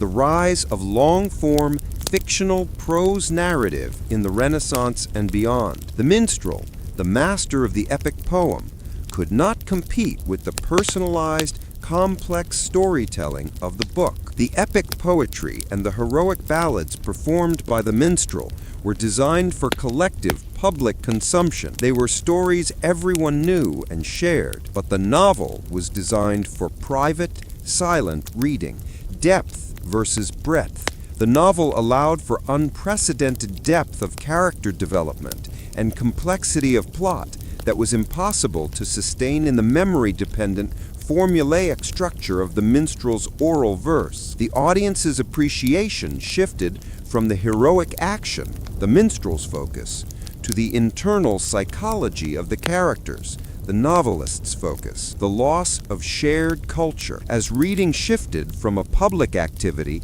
to a private, silent one. The sense of shared cultural history, which the minstrel was responsible for maintaining, began to erode.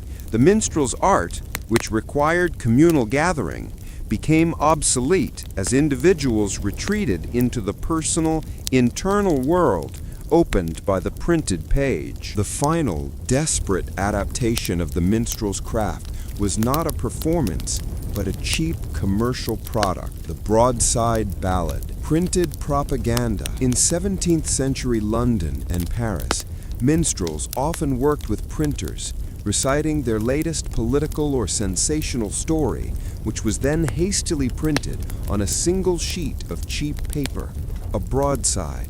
The minstrel would then stand on a street corner, singing a few teaser verses of the song, and then selling the printed sheet for a few pennies so the customer could read the rest. The minstrel as promoter. The minstrel's role was reduced from artist and historian to mere advertisement and sales agent for the printed product. They were forced to use their vocal talents to promote the very technology that had rendered their true, traditional craft irrelevant. This final, humiliating economic compromise marks the true end of the medieval bard.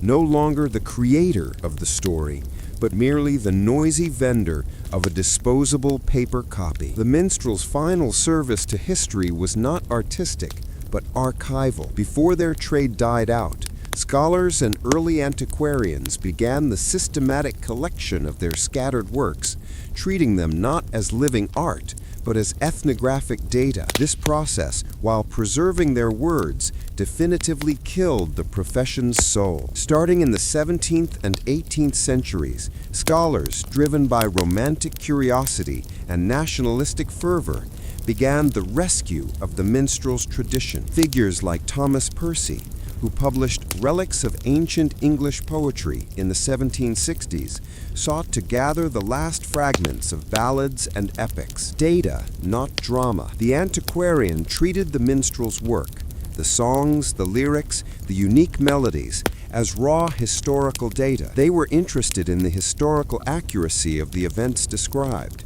the linguistic authenticity of the archaic words, and the political references that shed light on past eras. They valued the minstrel's output as an artifact, not as a performance. The loss of context. When these songs were written down, they were stripped of the vital context that gave them life, the improvisational changes made for a specific audience, the accompanying gesture and dance, and the unique regional melody. The printed ballads were rendered static and incomplete, a mere skeleton of the vibrant, fluid art the minstrel had risked their life to preserve. The minstrel, in their final recorded form, was domesticated and rendered safe for the reading room. The fate of the minstrel's unique musical contribution was even more tragic, since musical notation in the medieval period was complex, expensive, and often simplified for oral performance.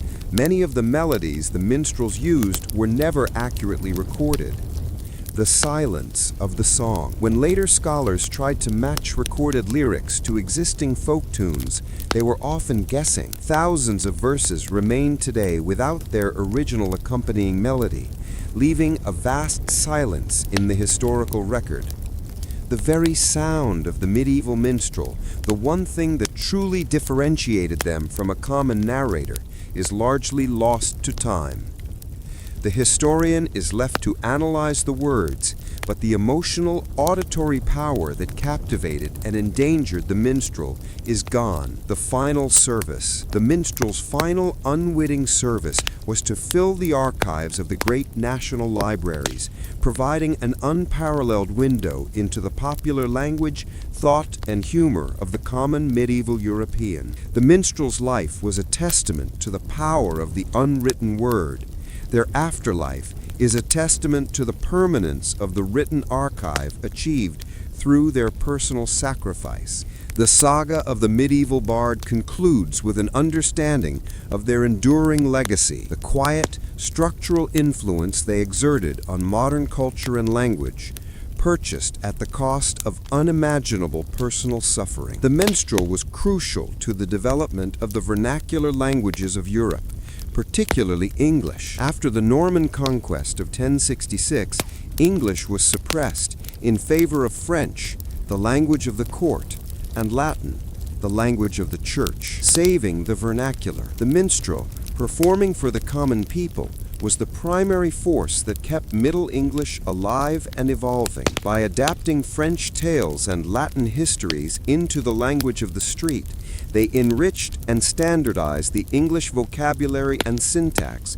ensuring its survival. The very language used to write this history owes an unpayable debt to the scorned, illiterate vagrant who kept the tongue alive. The survival of fun. Many of the words we associate with the minstrel's trade, like joy, minstrel, jest, gossip, and tale, are linguistic remnants of their profession. They left behind a lexicon of pleasure and narrative, even if they themselves rarely experienced either with security. The history of the medieval bard is more than just a historical account. It is the prototypical narrative of the struggling artist, the eternal tension between creation and commerce. Their life embodies the universal conflict between the value society places on art, which is priceless, and the value society places on the artist, who is often disposable. The bard teaches us that art is resilient. It will travel, change, and endure. But the human vessel that carries it, the hands that play the lute, the voice that tells the tale, the body that survives the cold, is fragile, marginalized, and easily broken by the systems it enriches. The final unassailable truth of the minstrel's endless road is that the comfort and culture we inherit came at a tremendous, unacknowledged price. The true, gritty history of Europe's forgotten storytellers is not a cheerful ballad, but a sprawling, necessary epic of courage, hardship, and the profound silent sacrifice of personal dignity for the sake of the shared human story. The minstrel's voice was their most valuable asset, yet it was constantly abused, leading to chronic occupational injuries that were unmisunderstood, untreatable, and often career-ending. The strength of their vocal cords determined their economic lifespan. In the vast, acoustically terrible halls of medieval castles, or the chaotic noise of the marketplace, the minstrel could not rely on amplification. They had to rely on sheer vocal power. Chronic laryngitis and vocal nodules, daily relentless shouting and forced singing led to chronic laryngitis and the formation of vocal nodules or calluses on the vocal cords. These conditions caused hoarseness, pain, and the inability to hit high or clear notes. For a lute player or juggler, this was a hardship. For a singer or epic reciter, it was a death sentence. There was no treatment save silence, a cure the minstrel could not afford. The performer's lifespan. Historians estimate the performing lifespan of a professional medieval singer was brutally short, often peaking between the ages of 20 and 35.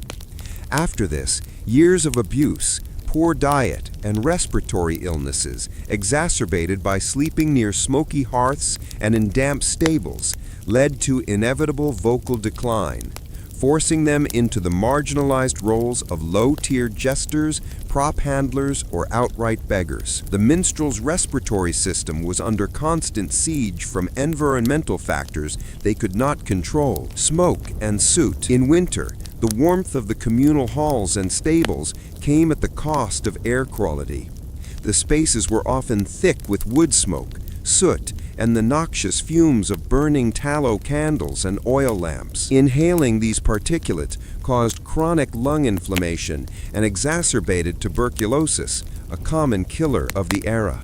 The minstrel was caught between two environmental extremes, both equally hostile to their livelihood. The minstrel, despite being persecuted themselves, often played a destructive role in disseminating the era's deep-seated religious prejudices, particularly anti-Semitism, further complicating their moral legacy. In many regions, Christian religious and civic authorities actively paid minstrels to sing songs and perform plays that promoted vicious anti-Jewish propaganda, often centered on the myth of the blood libel, the false accusation that Jews ritually murdered Christian children. The instigator, the minstrel's powerful, infectious songs, often delivered in rhyme and accompanied by emotionally stirring music, were incredibly effective tools for spreading fear and hatred among an illiterate populace. The minstrel, desperate for money and accustomed to performing whatever narrative was demanded, became an unwilling yet active agent of religious persecution. The economic motive. The minstrel's participation in spreading these libels was often purely economic. They were guaranteed high pay and protection by the local bishop or noble if they used their art to dehumanize the Jewish population. This act of moral compromise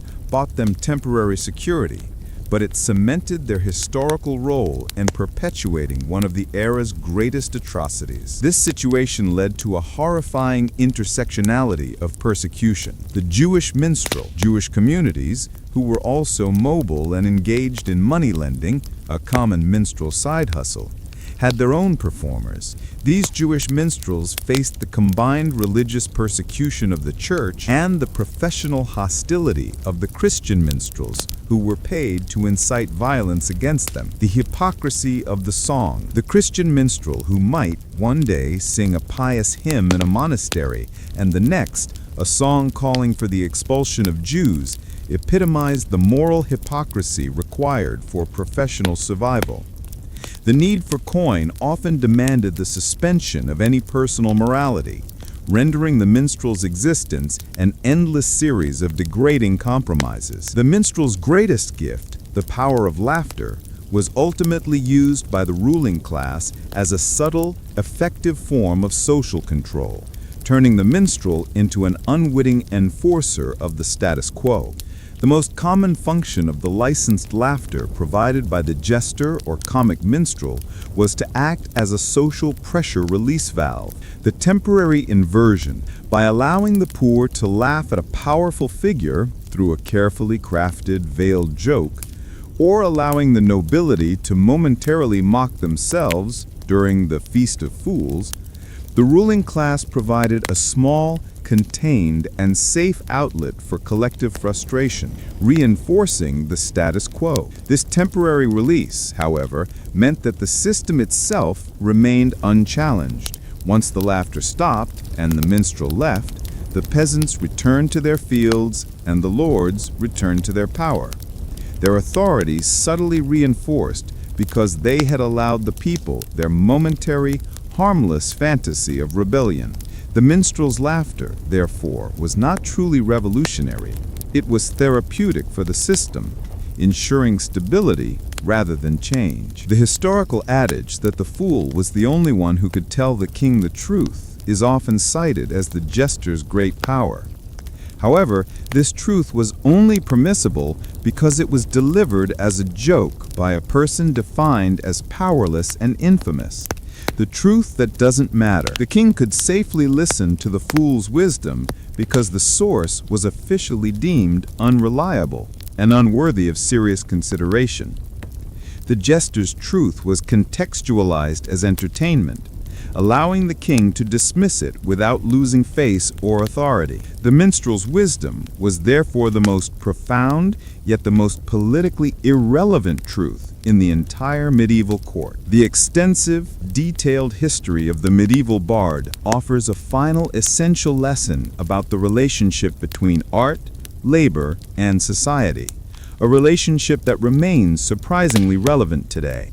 Art as labor.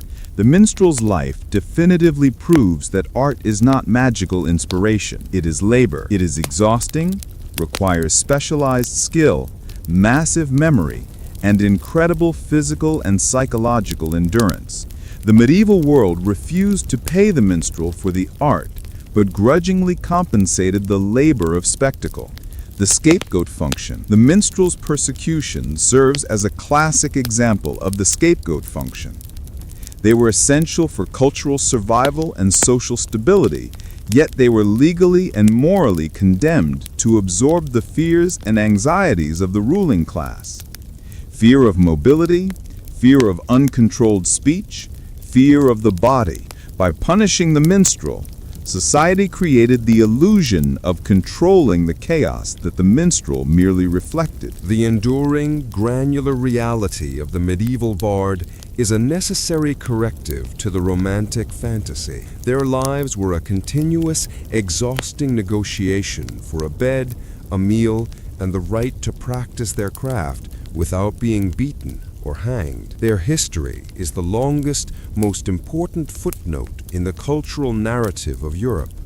The story of the invisible architects of Western imagination. The medieval minstrel may have been legally extinguished, but their artistic form, the ballad, achieved a profound and enduring cultural victory, proving that their method of storytelling was perfectly suited to the rhythms of the human mind and heart, transcending the technological and legal barriers erected against them. The minstrel's influence is most palpable in the structure of modern popular music. The traditional European ballad, perfected by the itinerant performers, established a format that remains dominant today. Simple melody and harmony, the need for easy memorization and adaptation, forced the minstrel to rely on simple, repetitive, and portable melodies, often modal. This structure is the direct ancestor of the four-chord, verse-chorus-bridge format found in modern folk, country, and rock music. Narrative focus. The ballad was fundamentally a narrative vehicle. Its purpose was to tell a story quickly and emotionally. This tradition ensured that even when music became highly complex, in the Renaissance or Baroque periods, the popular appeal always reverted to the storytelling core established by the wandering minstrel. The minstrel's art found its most fertile ground in the American colonies and frontiers, far from the established strictures of European courts and guilds. The Appalachian mountain music and early American folk traditions are direct descendants of the medieval minstrel's repertoire. Oral tradition revived.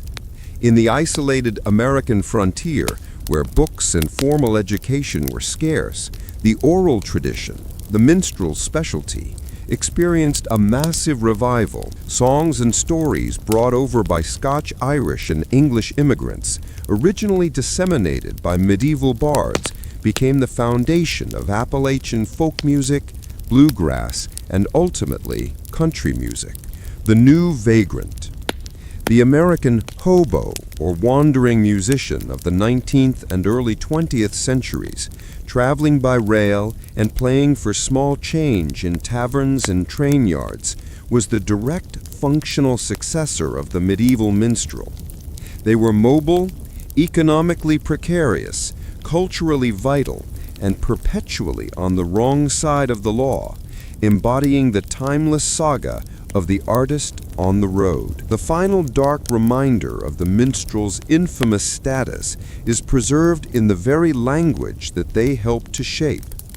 The word minstrel, once a neutral term for a servant or professional, became indelibly associated with low status, insincerity, and, tragically, with racist performance in later centuries. The word minstrel, derived from the Latin ministerialis, servant, never achieved the high status of troubadour, composer, or poet. By the 16th century, the word was often used as a synonym for low-class rogue or vagrant. This linguistic decay reflected centuries of legal and social scorn, the association with fraud, the minstrel's reliance on disguise, flattery, and formulaic composition led to the enduring association of their profession with inauthenticity. To call someone a minstrel became an insult, implying a lack of serious artistry or honest intent. The most tragic and morally complex extension of the minstrel stigma came in the 19th century United States with the rise of minstrel shows, exploitation, and caricature.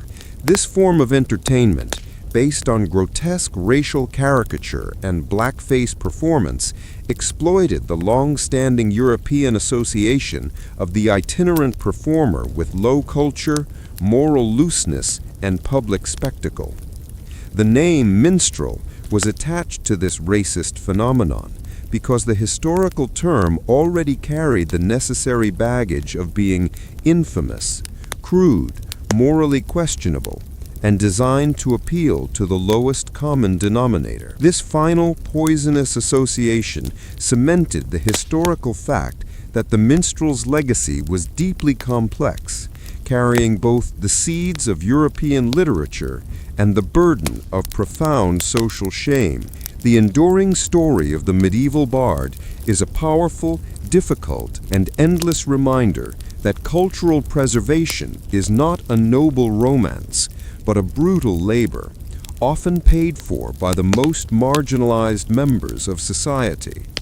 Their voices, though often silenced and scarred, echo in the structure of every song we hear today. The minstrel's trade was a necessary vice for the ruling class. The nobility required the minstrel to communicate propaganda, to legitimize their power and vilify their enemies through easily digestible songs, provide psychological release to alleviate the crippling boredom and social tension of isolated feudal life, maintain illiteracy to keep the common populace entertained and informed without resorting to the printing press or widespread schooling, which might empower them. The elite needed the minstrel's skills, yet they despised the person who possessed them. This allowed the nobles to consume the minstrel's art, while simultaneously enforcing the laws and religious decrees that condemned the artist, protecting their own moral standing by externalizing the sin onto the performer. The minstrel was the ultimate disposable asset. The greatest suffering may have been the minstrel's own struggle to reconcile their talent with their social and spiritual condemnation. The conflict of the soul, raised in a deeply Christian society, the minstrel often genuinely believed in the threat of eternal damnation preached by the church. The constant need to perform secular, bawdy, or politically compromising material forced them into a daily cycle of moral anguish. They were talented artists driven by economic survival to commit what they feared were sins against their own soul. The hope of the ballad, the only solace, lay in the occasional moment of genuine, shared human connection created by their music.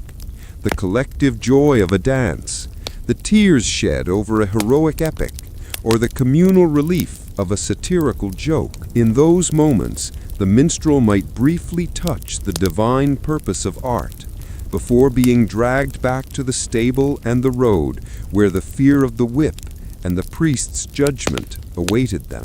The saga of the medieval bard is a permanent, chilling testament that cultural labor, when deemed non-essential, can be legally, morally, and economically separated from the immense human cost required to produce it. The minstrel's life was a sacrifice, and their true, endless history is the record of that profound, unacknowledged debt. The minstrel's mastery of the grotesque and their defiance of authority found its darkest and final expression at the public execution, a frequent spectacle in the medieval world and a morbid opportunity for the traveling performer. Public executions, often held in the marketplace, were not somber ceremonies. They were massive public events designed to display state power and entertain the populace. The minstrel, ever present where crowds gathered and emotions ran high, played a crucial, perverse role in this spectacle. The morbid soundtrack. Minstrels were often paid to perform during the long lead up to the execution,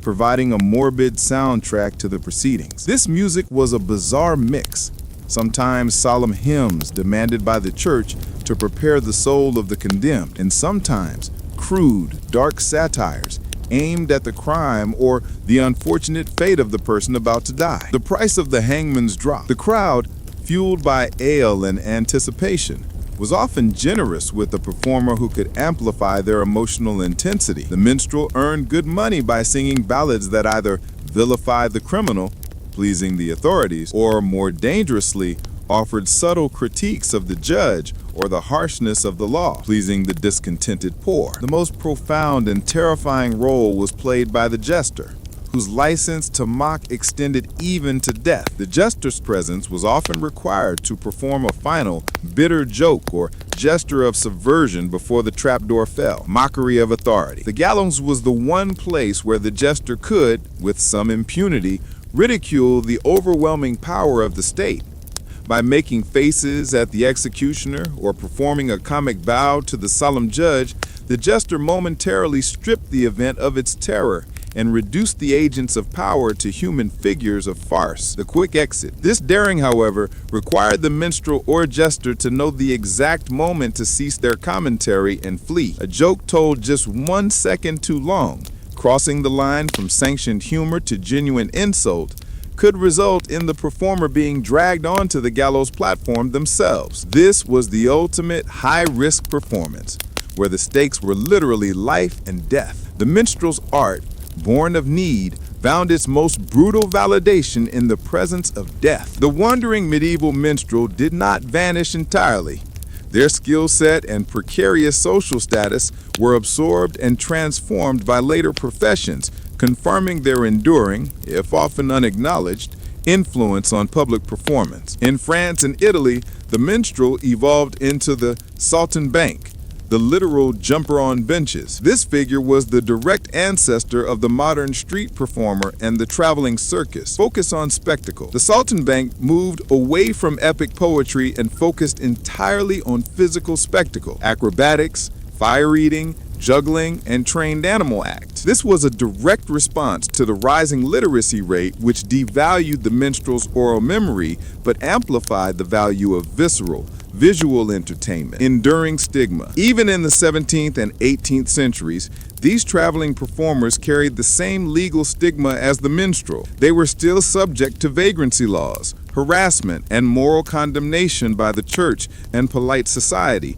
demonstrating the long life of the medieval concept of infamia. In England, the minstrel's narrative function was splintered. The minstrel's repertoire, their songs and stories, were commercialized by the ballad seller or broadside printer. Paper over voice. The ballad seller, often operating near taverns or fairs, printed cheap single-sheet paper copies, broadsides, of popular songs, current news, and sensational stories. This publisher effectively took the minstrel's intellectual product, mechanized its reproduction via the press, and sold it to the masses. The regional minstrel was often relegated to the role of a source, paid a minimal one-time fee for a story, which was then printed, sold widely, and forgotten. The profit went to the printer and the distributor, leaving the performer as a marginalized, necessary contributor to a media revolution that ultimately made them obsolete. The minstrel's final legacy is this: they taught Europe how to tell stories,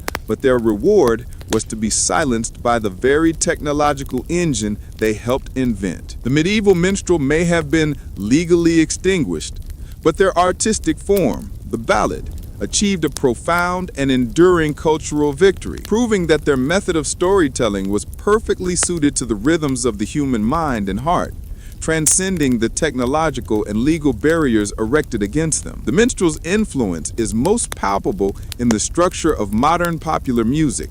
The traditional European ballad, perfected by the itinerant performers, established a format that remains dominant today. Simple melody and harmony. The need for easy memorization and adaptation forced the minstrel to rely on simple, repetitive, and portable melodies, often modal. This structure is the direct ancestor of the four-chord verse-chorus-bridge format found in modern folk, country, and rock music. Narrative focus. The ballad was fundamentally a narrative vehicle. Its purpose was to tell a story quickly and emotionally. This tradition ensured that even when music became highly complex, in the Renaissance or Baroque periods, the popular appeal always reverted to the storytelling core established by the wandering minstrel. The minstrel's art found its most fertile ground in the American colonies and frontiers, far from the established strictures of European courts and guilds.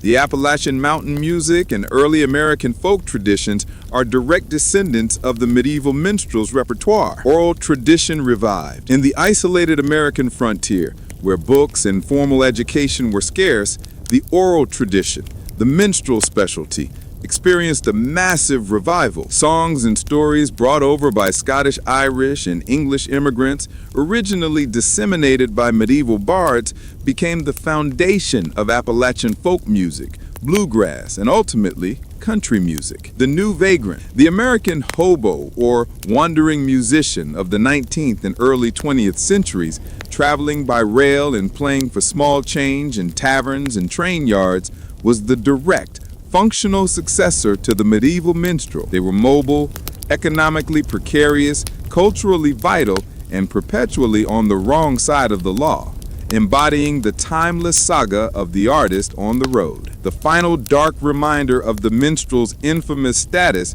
is preserved in the very language that they helped to shape. The word minstrel, once a neutral term for a servant or professional, became indelibly associated with low status, insincerity, and, tragically, with racist performance in later centuries. The word minstrel, derived from the Latin ministerialis, servant, never achieved the high status of troubadour, composer, or poet. By the 16th century, the word was often used as a synonym for low-class rogue or vagrant. This linguistic decay reflected centuries of legal and social scorn. The association with fraud. The minstrel's reliance on disguise, flattery, and formulaic composition led to the enduring association of their profession with inauthenticity. To call someone a minstrel became an insult, implying a lack of serious artistry or honest intent. The most tragic and morally complex extension of the minstrel stigma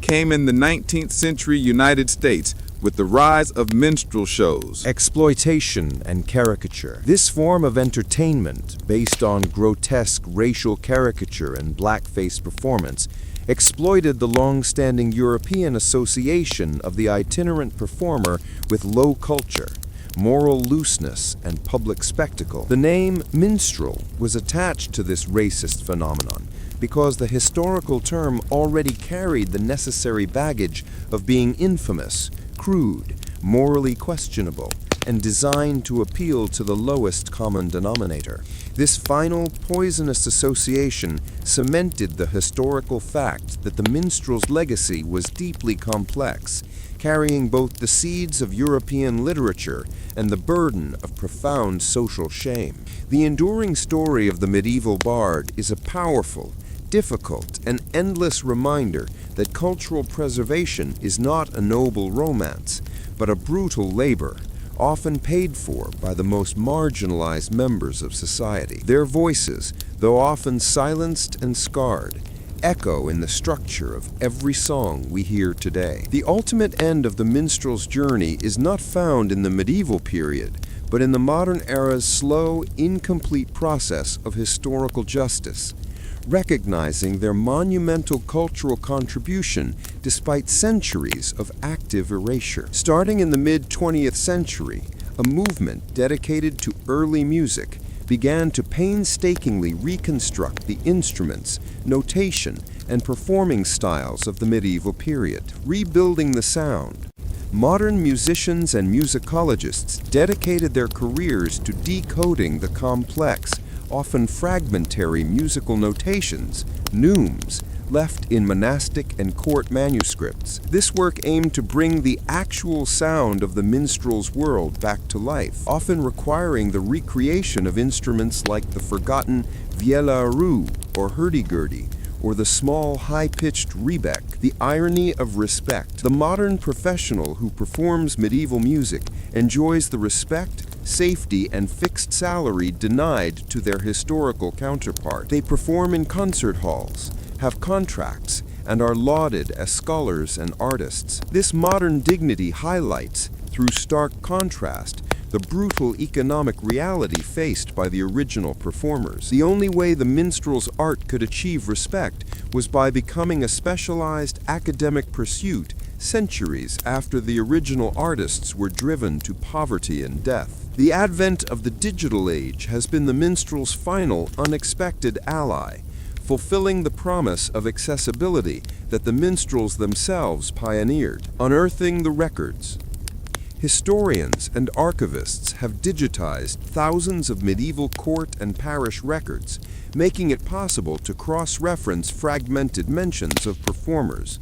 A stray payment in a noble's account book here, a vagrancy arrest record there. This meticulous global effort has slowly begun to give names and context to the anonymous performers who were deliberately left out of the grand narratives. The accessible story. The minstrel's primary goal was the democratization of information. They wanted the complex stories of the elite to be accessible to the common person. Today, through digital archives and modern history projects, like this very story, the minstrel's work and their true, painful story are more accessible than ever before, completing the circuit of their cultural mission. The extensive, detailed history of the medieval bard offers a final, essential lesson about the relationship between art, labor, and society, a relationship that remains surprisingly relevant today. Art as labor. The minstrel's life definitively proves that art is not magical inspiration,